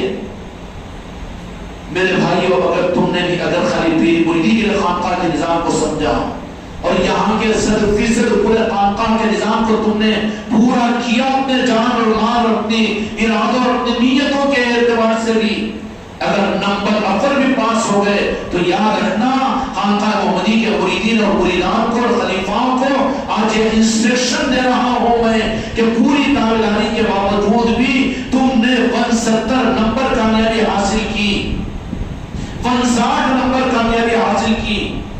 کامیابی کے لیے 65% ہونا پڑتا ہے، 65%، 59% کامیابی حاصل کی، ابھی فیل ہے تم۔ اگر تمہاری فکروں میں، تمہاری جستجو میں، تمہارے نظاموں میں، تمہارے نظام میں، تمہارے خانقاہ محمدی کے ذمہ داریوں کے پورا کرنے میں اگر تم نے میرے برادران وطن کو، میرے آقا کی وہ امت کو جو کلمہ پڑھی ہوئی نہیں ہے، جن کو تم کچھ اور کہتے ہو کافر اور مشرک، ان کے کفر و شرک کا وبال تو تمہارے اوپر بھی پڑے گا کہ وہ ابھی تک جو میرے آقا کی عظمت کو قبول نہیں کیے۔ کیا تم اس آقا کے کلمہ پڑھنے والے ہو کہ جنہوں نے نعوذ باللہ علیہ باللہ انسانیت پر ظلم کیا ہے؟ جو میرے آقا کی رحمت عام انسانوں کو نہیں سمجھا رہے ہو؟ خانقاہ محمدی والے اپنی خانقاہوں کے دروازے صرف اپنے لیے کھولے ہوئے ہو تو وہ تو 20% پر آئے، اور ساری امت کے لیے کھولے ہوئے ہو تو وہ 40% پر آئے ہیں، اور ساری امت کے لیے اگر کھولے ہوئے ہو بلا تفریق مسلک و مشرب و جماعت کے اور سارے تقاضوں کو تم نے اگر جیسے کہا ویسا پورا کیا تو بھی 65 نمبر لیے ہوئے ہو تم۔ کامل اگر پورے نظام پر چلے ہو، اپنی جان اپنے مال کے ساتھ میں، بچانے والے تو چور ہے، لٹانے والے تو بہادر ہے اسرائیل کے اندر میں، جو بچنے کے راستے پر چل رہے ہیں وہ تو بچ کر چوری کر کے بازو ہٹ رہے ہیں، ایک نہ ایک دن تو پکڑے جائیں گے۔ کب تک چھپے گی گہری پتوں کی آڑ میں؟ ایک نہ ایک دن آئے گی، کہاں آئے گی ایک نہ ایک دن؟ یار کے سامنے آئے گی کہ نہیں آئے گی؟ چھو جاؤ اپنے پیر سے، خلیفہ سے، مریدوں سے، لیکن یار تو دیکھ رہے راجک شاہ ولی کہ تو کہہ رہا ہے اپنے آپ کو چشتی اور تو کہہ رہا ہے سب کچھ، لیکن جو کرنے کے لیے کہا جا رہا ہے اس سے بچ رہا ہے، اس سے بچ رہا ہے۔ کب تک چھپے گی گہری پتوں کے آڑ میں؟ کیا پاشا ایک نہ ایک دن آئے گی، پھر کیا ہوگا؟ نہیں بچ سکے گا۔ جو قہریہ شرافت کے سامنے ظاہر ہو کر تو احترام و ادب کے ساتھ میں گھوپر میں بٹھا کر اتارا جاتا ہے، جھاڑ اتارتے ہیں قہریوں کے، اب تو وہ بھی نے ہیبریٹ جھاڑا لگے قہریوں کے، کہاں گھوپروں کی ضرورت ہے؟ اس کے سر کے نیچے رہتے قہریاں، اب تو ہیبریٹ جھاڑ ہے قہریوں کے۔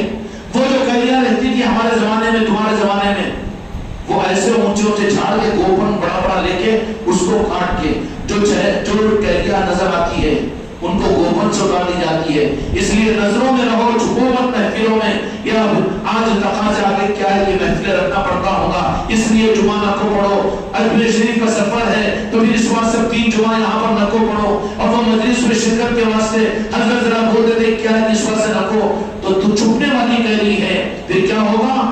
جو قہری چھپنے کی کوشش کرے پتوں میں وہ چھپ نہیں پائے گی، مگر اس کے لیے مٹی پلید کیا ہوگی کہ کب تک چھپے گی قہری پتوں کے آڑ میں۔ شاید یہ شعر بھی شاعر بھی کہا ہوگا میری وجہ سے میرے لیے ہوگا، انتظام میرا کہا ہوگا وہ خانقاہ محمدی کا۔ ایک نہ ایک دن آئے گی یار کے سامنے، اور جب آئے گی تو جو قہری پتوں میں چھپ کر رہی گوپن سے احترام سے اتاری نہیں جائے گی، جو پتوں میں چھپ جائے اور بعد میں قہری اتارنے والوں کی نظر میں چڑھ جائے تو گوپن لا کے نہیں اتارے گا، پتھر پھینک کر وہاں سے توڑا کر گرائے گا۔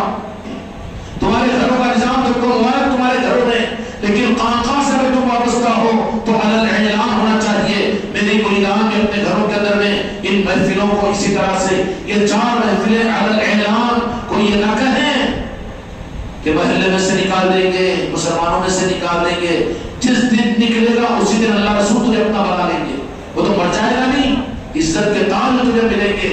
ذرا ہمت کر کے تو دیکھ، غوث و خالد سنبھال لیں گے، جو تجھے ذلیل کرنے پر آئے وہی تیری قدموں میں آ کر گریں گے۔ کیوں میرے غوث و خواجہ تجھ کو ضائع نہیں کریں گے؟ ہم نے تم کو ان کے بھروسے پر تو آگے بڑھایا ہے۔ سمجھ میں آئی بات؟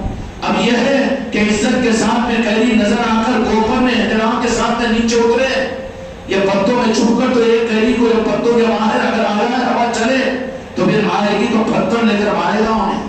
کیا ہوگا؟ احترام سے نیچے اترے گی، بلکہ وہاں سے کٹے گی، درخت سے نیچے گرے گی تو آدھی ہو جائے گی یا ڈیمیج ہو جائے گی۔ وہ ہوتے نا قہریاں، ہوتے کہ نہیں؟ اس لیے یہ خانقاہ محمدی کا نظام جو یہ کر کے سمجھ رہے ہو کہ ماشاءاللہ حضرت جو بولے ہم تو محفل میلاد بھی کرا دیے، گھروں میں بھی کرا دیے، اولیاء کی نسبتوں کی محفلیں بھی کرتے ہیں، سب کچھ بھی کرتے ہیں. 59 مارکس 65 کے لیے پاسنگ مارکس ضروری ہے، وہ بھی نہیں. اب چشمے کو بدل کر ہر کلمہ گو کو اپنا بھائی سمجھ کر اس کی محبت اور اس کی تعظیم اور عصمت کے ساتھ ان کو بھی حق دو. تم تو کاٹ لیتے ہو، انہیں دیوبندی، انہیں بریلوی، انہیں رضوی ہے، انہیں وہ ہے، انہیں اہل حدیث ہے. ارے بابا تو کون ہے پھر؟ اہل ایمان نہیں ہے. تجھے تو محبت کا پیغام دینا چاہیے تھا، تو نفرت والا بن گیا. کیا تجھے تیرے خانقاہ کے ساتھ بھی یہ درس ملا، تیرے پیر نے یہ تعلیمات دی، تجھے نفرت کی نہیں دیا تو نہ ادھر کا ہے نہ ادھر کا، بیچ ادھر کا ہو گیا. اور بیچ ادھر کا حشر جو پتوں میں چھپ کر رہا وہ پتھر سے نیچے گرے گا. کیا ہوگا؟ پتھر سے نیچے، نہ ادھر کا رہے گا نہ ادھر کا. نہیں بولے حضرت کتنا بھی کرو ہم بہت منہ پہ جھوڑا بول دے رہے ہیں، وشواس سے کیا ہے؟ ٹھیک ہے. کہاں چلے گیا پھر؟ کہاں چلے گا؟ نہیں اب اسی والی کیا کہے گا؟ اور سو خواجہ سے بھی تو کٹے گا. نہیں کیا ضروری ہے کہ پیر پرستی خانقاہ کو گئے تو کیا جنت ملتی کی؟ نہیں. اس کے بغیر ہم کلمہ پڑھتے ہیں، نماز پڑھ لیتے اپنی مسجد میں، ہمارے پاس وہ قرآن ہے، پیری مریدی کی ہم کو ضرورت نہیں، اللہ ہی کافی ہے، ہم کو شریعت ہی کافی ہے. کہاں سے کہاں چلے گیا بابا؟ اللہ تبارک و تعالیٰ تو قانون یہ بنا دیا حضرت نوح علیہ السلام نے. اس لیے میرے بچوں نے خانقاہ کے نظام کے معاملات میں 59 مارکس کو لے کر خوش نہیں ہونا. 65 کے لیول پر آؤ تاکہ کم از کم بارڈر پر پاس ہو جاؤ. اس کے لیے ضروری ہے کہ ہر کلمہ پڑھنے والے کی محبت کے ساتھ تم اپنے گھر کی محفلوں میں اس خانقاہ کے نظام کو دعوت دینے میں ایک قدم پیچھے مت ہٹو کہ انہیں وہ نہیں مانتا، انہیں مخالف، انہیں وہ جماعت کا یہ نہیں. تم تو کلمہ گو سمجھ کر اس کی تعظیم اور محبت کے ساتھ اس کو ان حق کے اور ان نظاموں کی دعوت دو. پوری امت کی ذمہ داری ایک ایک خانقاہ محمدی کے بچے اور بچے پر ہے. سمجھ میں آئی بات؟ تو بھی 59 65 کے ریٹ پر لانے کے لیے ہر کلمہ گو سے محبت اور تعظیم کے ساتھ پیش آؤ. تو پھر بارڈر کے نمبر 65 کیا ہے؟ اب تو بھی 35 مارکس اور باقی ہے نا. رینک کے لیے، کامیابی کے لیے، MBBS میں ایڈمیشن ملنے کے لیے، کوالیفائڈ ہونے کے لیے وہ 35 مارکس کدھر ہے؟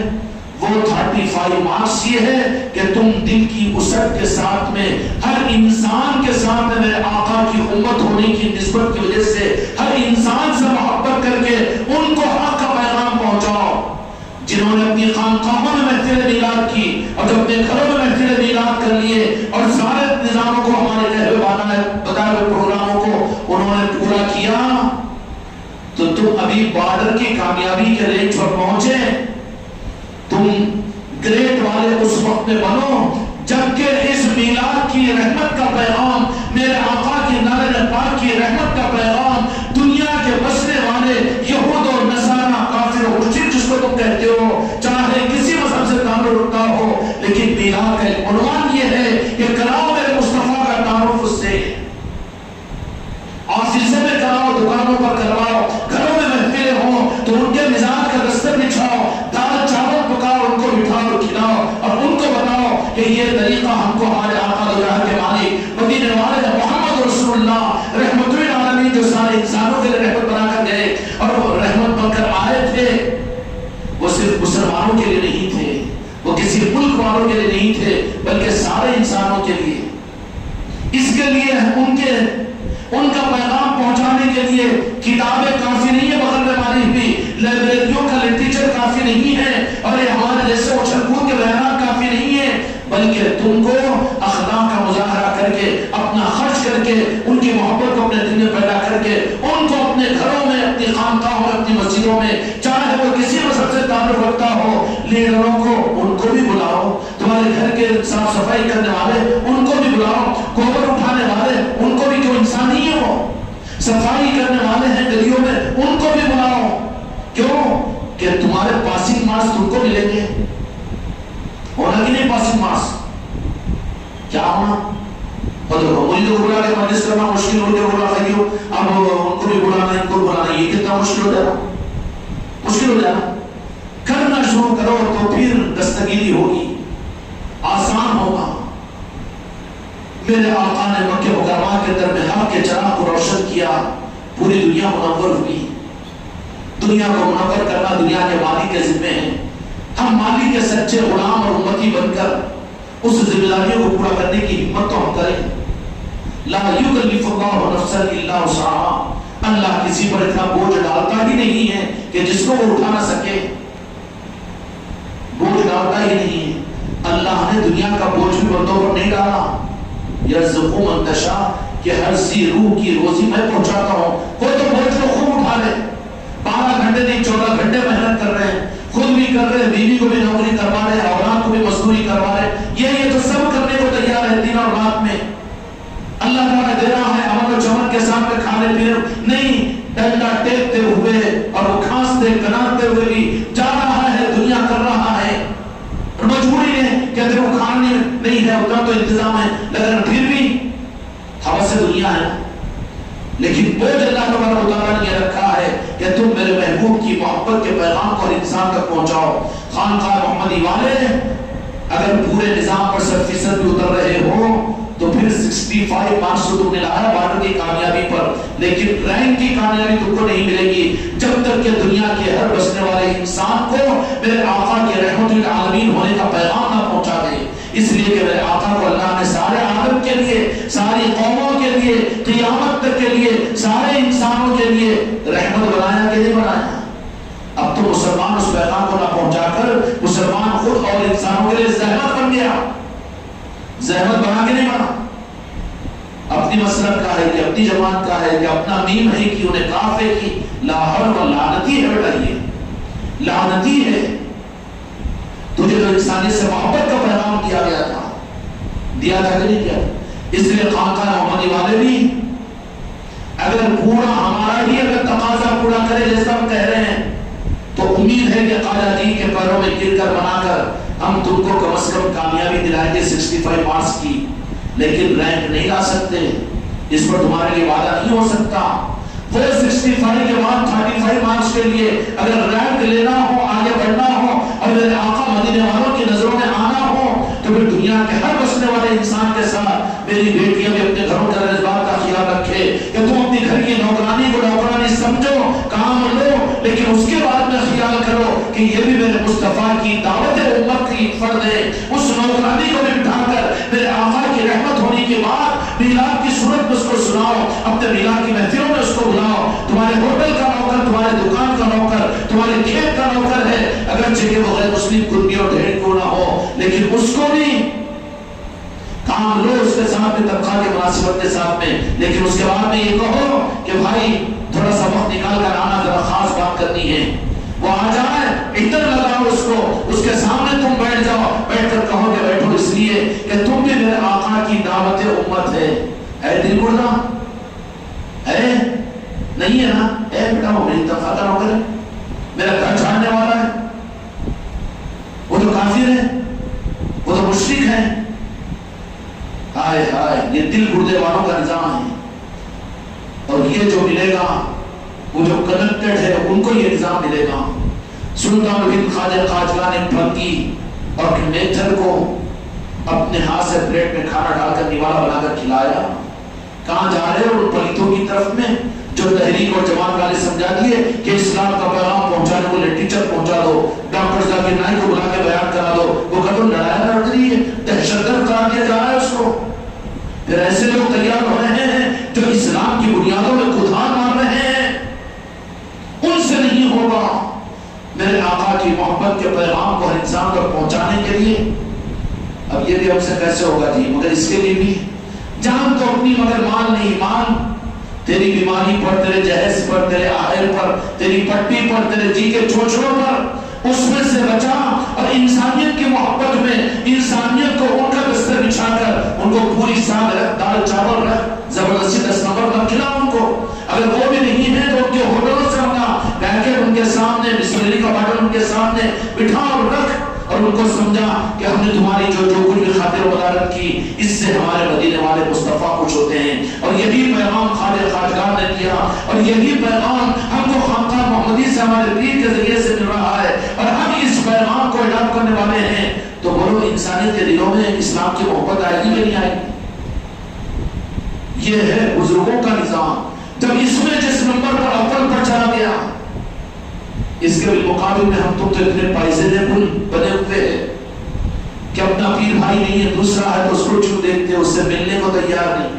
عام مسلمان ہیں تو فوراً فیصلہ، انہیں وہ مسجد نماز پڑھنے والا ہے، انہیں وہ ہے، انہیں یہ ہے، انہیں وہابی ہے، انہیں دیوبندی ہے، لا حول ولا قوت، انہیں کچھ بھی ہوگا، کچھ بھی ہوگا، کچھ بھی ہوگا، لیکن تو بدنصیب ہے، بدنصیبی تیرے حصے میں ہے جو انسانی سے نفرت کر رہا ہے۔ جن کو جہاں کا موقع ملے وہاں پر اپنے رخ مت چھوڑو، اس رخ کے ساتھ میں جاؤ، تھوڑے سے پھل وغیرہ لے کر دواخانوں میں جاؤ، برادران وطن کو دو، تو کہو کہ ہمارے رشتہ دار نہیں آئے، تم کون ہیں؟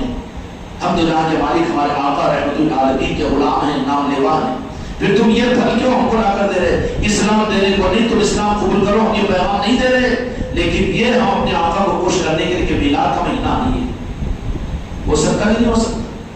ایس کریم لے جاؤ، کھلا رستہ چلتے ہوئے، کیوں کھلا رہے زہر تو نہیں ملا، بابا یہ نہیں، چلو وہ میں کھاتا ہوں، یہ دوسرا تم کھاؤ، اور یا شاکی ہو سکتا کہ نہیں؟ شک آنا اس کو، کیونکہ متشکی بن گیا ہے مسلمان، بائزرب بن گیا تو شک کر رہی انسانیت کا حضور نہیں ہے، یہ جنون اور یہ دماغ کے خراب ہونے والوں کا حضور ہے کہ انہوں نے اسلام کو اس روپ میں پیش کیا، انہوں کافر اور مشرک، انہوں کافر اور مشرک، انہوں بدعتی، انہوں مشرک اور انہوں شرک۔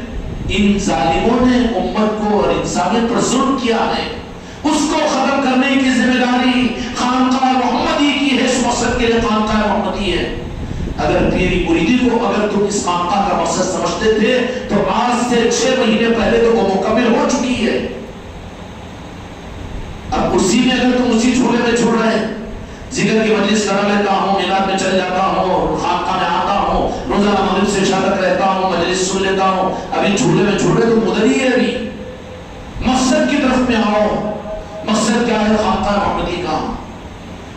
تم نے یہ سب کچھ ہمارے کہنے کے مطابق بھی کر لیا تو 59 مارکس کے اوپر ہے۔ ہر انسان کو میرے آقا کی اجابت امت ہونے کی نظر سے تعظیم اور محبت کے ساتھ میں دیکھو، اگرچہ کہ وہ تمہارا بیٹا ہی اہل حدیث کا کیوں نہ ہو یا تبلیغ کا امیر کیوں نہ ہو، لیکن بحیثیت میرے آقا کا کلمہ پڑھنے کے اس کو تعظیم اور عظمت کی نگاہ سے دیکھ کر کہو کہ بیٹا تیری محبت اور تعظیم میرے اندر میں نفرت نہیں ہے۔ لیکن یہ مہینہ میلاد کا ہے اور یہ مہینہ میرے مصطفیٰ کی آمد کا ہے اور یہ نظام حق کا ہے، تو قبول کر، چل، سمجھ، سن۔ سمجھ میں آئی بات؟ اگر یہ تم کر رہے ہو تو 69 کے بعد 6 مارکس تم نے حاصل کیے، ساری امت کو اگر اجابت امت کے ساتھ تعظیم اور محبت کے ساتھ دیکھ رہے ہو، ارے وہ چودھریاں ہیں، وہ باغبانہ ہیں، یہ تو باردیاں ہیں، وہ لندافہ ہیں، وہ ہے، یہ ہے، وہ 24 نمبر ہے، یہ 26 نمبر ہے، تو تیرا تو 420 نمبر ہے، تیرا تو 420 نمبر ہے۔ میرے آقا کی امت کو کاٹنے والا ہے، تو اسلام کی بنیادوں پر تو کھدانے مارنے والا ہے۔ میرے آقا نے تو فرمایا کہ میری امت کو کثیر کرو اور امت کو بچاؤ اور امت کو میری امت بناؤ، یہ تو حق کا نظام تھا۔ اب تو امتوں میں سے خارج کر رہا ہے، انہوں نہیں تو تو چیک کی۔ اس لیے میرے بھائیوں اور میرے بچوں یہ ذمہ داری ہے کہ 6% کے اندر میں تمہارے کلمہ گو کو اجابت امت کے ساتھ میرے آقا کا وہ اجابت امت میں ہے، جس کے قلب کے اندر میں میرے مصطفیٰ کا کلمہ ہے، اس لیے میں اس کی تعظیم اور محبت کرتا ہوں۔ ہر ایک کی نفرت سے اور ہر ایک کے تعصب سے اپنے دل کو صاف کر دو۔ یہ تو انسانیت کو حق کا پیغام دینے کا نظام ہے۔ اگر تم نے 65 بھی کیا تو کوئی کمال نہیں کیا، ابھی 35 مارکس۔ ہر انسان سے تم کو تمہارے دلوں میں محبت پیدا ہو کہ وہ بھی میرے آقا کی امت ہے۔ کون؟ جن کو تم یہودی اور نصاری اور عیسائی کہہ رہے ہو، تم جا رہے ہو ان کے پاس میں، ان کے اچھے برے میں، ان کے دکھ و درد میں جا رہے ہو؟ نہیں جا رہے ہو، نفرت کی نگاہ سے دیکھ رہے ہو، کبھی ان کو اپنی مجلسوں میں بلا رہے ہو، کبھی ان کو اپنی دعوتوں میں بلا رہے ہو۔ بلا دے ایم صاحب کو، کاؤنسلر صاحب کو، جو وہاں پر کام نکلتے، اس کے لیے یہ کام نہیں ہے تیرا۔ بلاؤ ان کو، اپنے گھروں کو کھولو، اپنے گھروں کے دروازوں کو کھولو، ان کے مزاج کا مقوا، ان کا دستر بچھاؤ، انہیں کے لوگوں کو بلاؤ۔ صاحب آپ کیسا جی، ہم کو بلائے، کیوں بلایا آپ لوگ بسلری پانی کو، یہ دال روٹی کھاؤ، یہ فلاں ہوٹل سے منگایا ہوں، اس میں ہم اپنے بگونے میں نہیں پکائے ہیں، تم کھاؤ، مطمئن ہو کر وہ کھائیں گے۔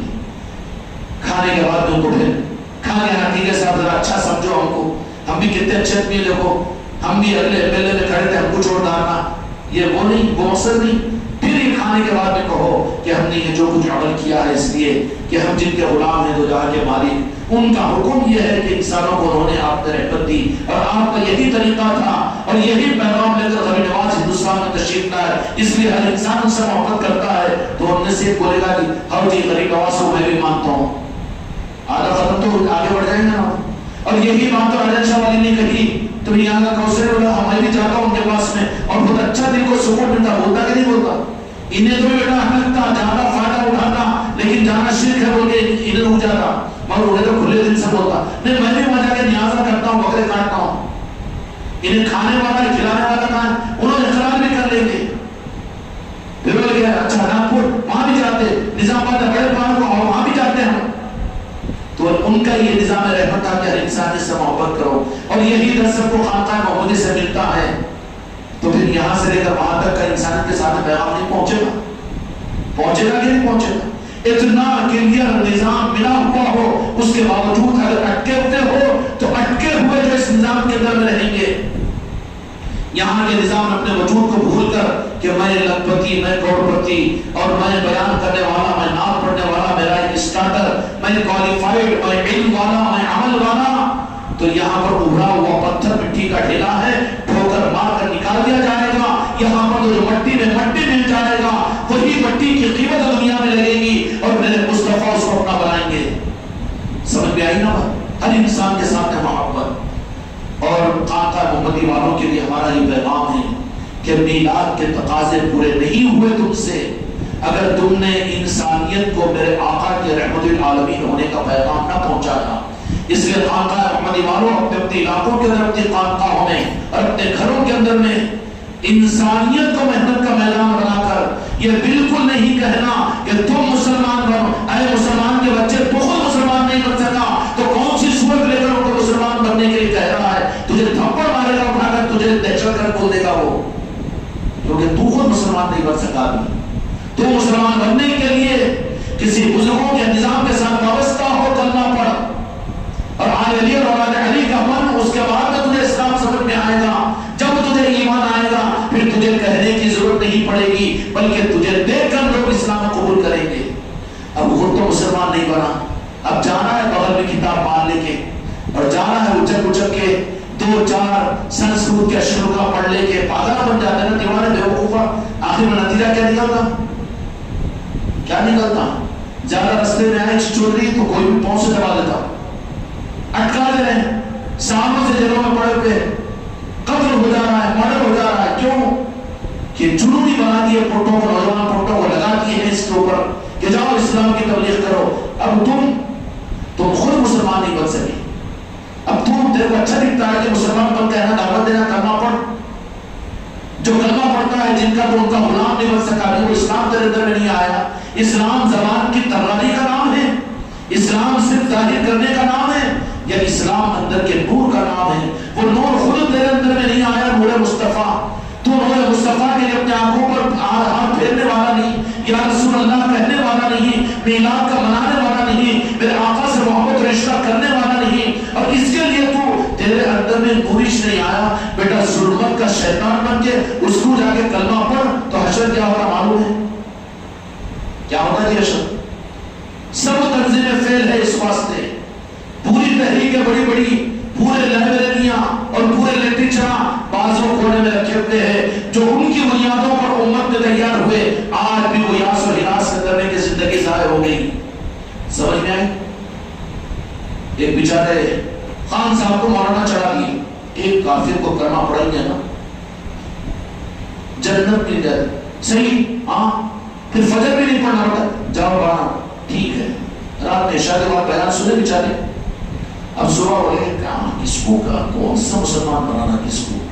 تو دیہات تھا، دماغ میں آ گیا ایک کافر کو مسلمان بنانا۔ تو صبح صبح فجر کی نماز پڑھتے ہی جا رہا ہوں مولانا میں کلمہ پڑھا، بالکل جنت مل جائے گی، بولے بہت اچکتے ہوئے گیا خان صاحب ڈرتا ڈرتا. تو خان صاحب پوچھا تو بالکل مولانا ایک کو کیا 10 کو پڑھا دیتا ہوں میں, بالکل پڑھا دو بولے. اب چلے گا بیچارہ پہلوان, کس کو کرنا پڑھاؤں. ادھر سے بیچارہ ایک لنگڑا بنیا چھو ہوٹل اٹھا لے کے جا رہا تھا. تو کون ہے تو؟ میں بنیا ہوں نہیں پہچانا. خان صاحب کیا ہوگا, تم دیوانے تو نہیں ہوگے؟ دیوانے میرے کو دیا نہیں, کلمہ پڑھو بولے. میں کلمہ کیوں پڑھوں؟ یہ بیچاروں کا, وہ پاگلوں کا, وہ ٹیچر لے کے گھومنے والے, تم مسلمان بنو تم مسلمان بنو. کوئی پاگل بھی ہے نا, کہاں ہے انڈونیشیا کے اندر بھی کی, کہاں بولو نا مسلمان اسلام اور مسلمان بناؤ مسلمان بناؤ. کیا حشر ہو رہا ہے بیچارے کا؟ نہیں. پوچھ اسلام کیسا پھیلتا ہے خواجہ جی سے, پوچھ راجن شاہ ولی سے, پوچھ حجت پاک سے, پوچھ آل علی اور اولاد علی سے, پوچھ نادر پاک مصطفیٰ میں جا کر کہ ان صحابہ کرام نے اسلام کیسے پھیلایا تھا, وہ بتائیں گے. تو اڈاپٹ کر تو تمہیں بھی تیرے ذریعے سے اسلام پھیلے گا. اب اسلام کیا پھیلتا, فطرے پڑھ رہے نا. اب وہ بنیوں کو خان صاحب کا رویہ دیکھ لیا, بڑے جذبات ہے تیرا جی. وہ بیچارے بنیے کی خرابی ہوئی تھی اور انہیں بھی ہوشیار نہ کرا. بنیا ہوشیار ہو گیا جی, آگے پیچھے کو جانتے نا. ارے نہیں خان صاحب ذرا سمجھ کے بولو کیا بولے, تم کو کون بولے, ذرا کون بولے سو بتا دو صحیح. میں نے پڑھ کلمہ بولے, نہیں کلمہ پڑھا, چھٹا پٹی میں وہ بنی کو گرا دیا لگڑے بوٹے کو. اب بیٹھ گیا سینے پہ قدم, ارے سینہ پھٹا مان یہ لوٹا جا ادھر گر گیا. اب اس کے بعد کیا خان صاحب کیا چھوڑتے نہیں, جب تک کلمہ پڑھا چھوڑتا نہیں بولے, زبردستی کلمہ پڑھا رہے بیٹے. اب وہ بنیا بھی کیا بولا معلوم ہے, اب بچنے کا تو کوئی راستہ نہیں ہے بولے, اس کو اٹھائے بولے تو دم پھنس رہا بولے. کیسا موٹا ہے خان صاحب, بولے کلمہ پڑھا تو چھوڑ دو میں تجھے, نہیں تو بس چھوڑتا نہیں, ختم کر دیتا ہوں. اچھی بات ہے بابا, اچھا خان صاحب کلمہ تو پڑھا بولے. ہاں کلمہ میرے کو بھی نہیں آتا بولے. تو جا کے پوچھ کے آنا جو بھیجا تم کو. اب انہوں خالی تو بھی اوپر کا بخاری مسلم مشکات یا تفسیر تفسیر القرآن بولتے دیتے تھے. اب انہیں بیٹا پھنس جاتا وہاں پر. اگر روز پوچھ لیے پنجتن پاک میں کون ہے تو یہ معلوم ہے کہ بیٹے کو مبلغ اسلام کہتے ہیں, معلوم ہوتا ہے کہ پنجتن پاک کون ہے. اچھا میدان کربلا کے اندر بھی کتنے شہید ہوئے تھے, کیا نام ہے ان کے, معلوم ہوتا ہے کس کو, یہ ٹنڈو پنجو کو. اپنی بیسیکلی معلومات سے واقف نہیں ہے, خالی اکساتے بھیجتے بخاری بخاری, ہر جگہ بخاری بخاری. بخاری کو کتنے نقطے ہیں, وہ تو 2 نقطے ہیں. بڑا کہاں ہے, سوچ جو بڑا نیچے, بڑا پاگل ہو گیا کہ نیچے ایک رہتا اوپر ایک رہتا. نقطے بھی نہیں معلوم کا, بخاری کا حوالہ میرے سامنے پوچھ رہا تو بازو ہٹ. اب وہ خان صاحب کو اٹھو جان بچی کر رہا ہے ذرا, پھر کرنا پڑا, میرے کو بھی نہیں آتا جی کیسا لیا. تو ڈھرا میں پوچھ کے آتا ہوں, جلدی پوچھ کے آتا, دیر ہو جائے گی. نہیں بولا جلدی جاتا ہوں. اب جا کے امام صاحب کو دھڑ دھڑ دھڑ دھڑ دھڑ دھڑ دھڑ مارا. کون ہے خان صاحب, کیوں کیا بات ہے, دروازہ کھولو. بدتمیز آنے کا کوئی بات ہوگی, نہیں آپ سے بات پوچھنا, میرے سے بات پوچھنا, جمعہ میں آتا ہوں. اب دروازہ توڑ دیا خان صاحب. اب ان کی گفتم گفتی لڑائی شروع ہو گئی وہاں. اب انہیں بنیا دیکھا, اب کہاں جاتا ادھر آتا, انہیں آ جائے گی فوراً بھاگا گھر کو نہیں بھاگا, پولیس کے پاس میں چلے گا. پولیس کو رپورٹ لکھا دیا, کیا کرنا. اس وقت پولیس نہیں رہتی تھی, ہم کیا بولتے تھے نا, وہ امین بول رہے تھے ان کے پاس میں. اب انہوں وہاں پر کرنا پڑا نہیں پڑا, ان لوگوں کھڑے ہوئے اس کے استقبال کرتے ہوئے. چلو کیا بات ہے خان صاحب نے کلمہ پوچھ کے آپ نے بھی مارا, انہیں بھی وہ مولانا دونوں کے اندر. اس کی روٹی سے لکھا ہے وہ امام صاحب نے وہ گتم بدھی پہ اور مار دیے, انہوں بھیجے تھے میرے کو. اچھا انہیں بھیجا کی, کون بھیجا, وہ مولانا. کیا کافروں کو مسلمان بنانے کی, اچھا چل بولے. اب اس کو بھی, ان کو بھی, ان کو بھی, دونوں بھی چوبے پیچھے میں ڈر گئے. یہ گت ہو رہی ہے نا دنیا کے اندر میں. اس لیے اپنی نسلوں کو بچاؤ ایسے نظاموں سے. لاؤ حق کے نظاموں پر طریقہ ہوتے ہیں ہر چیز کے, ان طریقوں کے خلاف میں اگر چلو تو کھانا ہضم نہیں ہوتا. کھانا منہ سے کھاؤ ہضم نہیں ہوتا. اب وہ ایک صوبہ لے کر ناک میں ٹھوس دے رہے, نہیں اس سے بھی اللہ کر سکتا نا, ہضم ہوتا کہ ٹھسکا لگ کے مر جاتا ہوں, ٹھسکا لگ کے مارے مسلمان. اس لیے میرے بچوں, یہ ربیع الاول کا مہینہ ہے, خانقاہ محمدی والوں تمہاری ذمہ داری ہے. کیا ذمہ داری ہے کہ ہر انسان تک تمہارا جس سے تعلق ہو, چاہے نوکر ہو, ملازم ہو, دیر چورے چوار کیوں نہ ہو, لیکن میرے آقا کی رحمت کا پیغام تک پہنچاؤ. اخلاق کے ذریعے سے ان کو کھلا کر ان پہ خرچ کر کے جس روح سے بھی تم ہو سکتے ہو اپنی کمائیوں کو ان چیزوں کے اندر میں میلاد کے رحمت کے پیغام کو اگر آگے پہنچانے کے لیے اگر کسی نے 10 درہم بھی قرض کیے تو میرے مصطفیٰ یوں ارشاد فرمایا کہ میں اس کو جنت میں جانے کی بشارت سناتا ہوں۔ میلاد پر خرچ کرنے پر ہے خانقاہ محمدی والے اپنی ذمہ داریوں کا پورا ہوگا یہ نہیں سمجھنا، بلکہ تمہاری زندگی ہے۔ اگر تم نے برادران وطن کو اور میرے آقا کی دعوت امت کو، اگر تم نے میرے آقا کے میلاد کا پیغام اور رحمت العالمین ہونے کی خیرات ان تک نہیں پہنچائی تو تم مجرموں میں شمار ہوں گے۔ میرے بچوں، آپ لوگوں کی ذمہ داری ہے، مبارک ہو ان سارے کاموں کو پورا کرنا، لیکن اس کے ساتھ میں آپ اپنے اعتبار سے خود انڈیویجول طے کرو کہ ہم برادران وطن کو اس محفل میلاد میں یہاں نہ لو، یہاں نہیں لا، اپنے گھر میں بلاؤ، یا 10-20 آدمیوں کو کہیں پر چھوڑ کر برادران وطن کو اس میلاد کے مہینے کی میرے آقا کی رحمت ہونے کی باتیں ان کے سامنے رکھو کہ میرے آقا سارے انسانوں کے لیے رحمت بنا کر آئے تھے اس دنیا میں، اور آپ نے ہر انسان کو اپنے گلے سے لگایا، اور پھر آئے بھی حقیقت میں نہ کن کے لیے؟ مسلمانوں کے لیے آئے کہ خالی سنی جماعت والوں کے لیے آئے، صرف خانقاہ والوں کے لیے آئے؟ میرے آقا تو دنیا کے بسنے والے ہر انسان کے لیے اور قیامت تک کے لیے، تو خانقاہ محمدی والے بھی ساری انسانیت کو اپنی محنت کا میدان بنا کر نیت و ارادے تو یہ ہو کہ ہر انسان تک میں اپنے آقا رحمت العالمین کے اس پیغام کو پہنچانے کے لیے میری ذمہ داری ہے، جتنا ہاتھ لگے مجھے میں اتنا کروں گا، یہ نہیں کہ اپنا کر لے کے اور ہم تو کر لیا ہم کو نہ قبول نہیں۔ ہر انسان تک، اگر خانقاہ محمدی والے میرے بچوں، اگر برادران وطن تک اور عام انسانوں تک اگر اس پیغام کو پہنچانے کا، میرے آقا کی نسبت اور نام کو پہنچانے کی ذمہ داری پوری نہیں کر رہے ہو تو اپنے کامیاب ہونے پر مطمئن مت ہو سکتا ہے کہ سوال ہو جائے، اس لیے کہ میرے مصطفیٰ نے اس ملک میں خواجہ قاجگان کو جن کے ہم غلام ہیں ان کو بھیجا تھا مسلمانوں کے لیے نہیں، مدرسوں اور مسجدوں کے لیے نہیں، بلکہ سارے انسانوں کے لیے۔ سمجھ میں آئی بات؟ کن کے لیے بھیجا تھا؟ اور انہی کا احسان ہے کہ غریب نواز، ابھی آج میں کسی بچے سے بات کر رہا تھا تو یہ بات عرض کیا کہ اب جو ماحول ہے، اس لیے میرے خواجہ جی نے تعریف فرمائی خانقاہ محمدی نظام کی، ہاں زیادہ چڑھ جائیں گے تو تمہوں گا بھی، تعریف بھی فرمائی کہ سید صاحب ہمارا زمانہ اور تھا، یہ زمانہ اور ہے، مخالفتیں ہم کو باہر دور دکھنا پڑتا تھا، لیکن آج تمہارے زمانے کے اندر تمہاری مخالفتیں تمہارے آستینوں میں ہیں، اپنوں میں ہیں، مسجدوں میں ہیں، ہمارا زمانہ اور تھا۔ ہم نے کہا خواجہ جی بات تو ہم کو صادق ہے کیونکہ آپ کی بات ہے۔ اس کے بعد میں پھر ہم اس کے اوپر غور کیے تو واقعی پتہ چلا خواجہ قاجگان اگر ہمارے زمانے کے اندر میں میرے خواجہ جی معاف کیے لیکن تشریف لاتے تو یہ ہم تو اتنے پیزنبل ہیں کہ ہمارے سارے دارالفتہ تو جانا شرک آج بول رہے ہیں ان کے پاس میں، جو بچے تھے ہیں، ہے نا؟ خواجہ جی کو میرے آقا رحمت مالک مدینے والوں نے اجمیر شریف کو بھیجا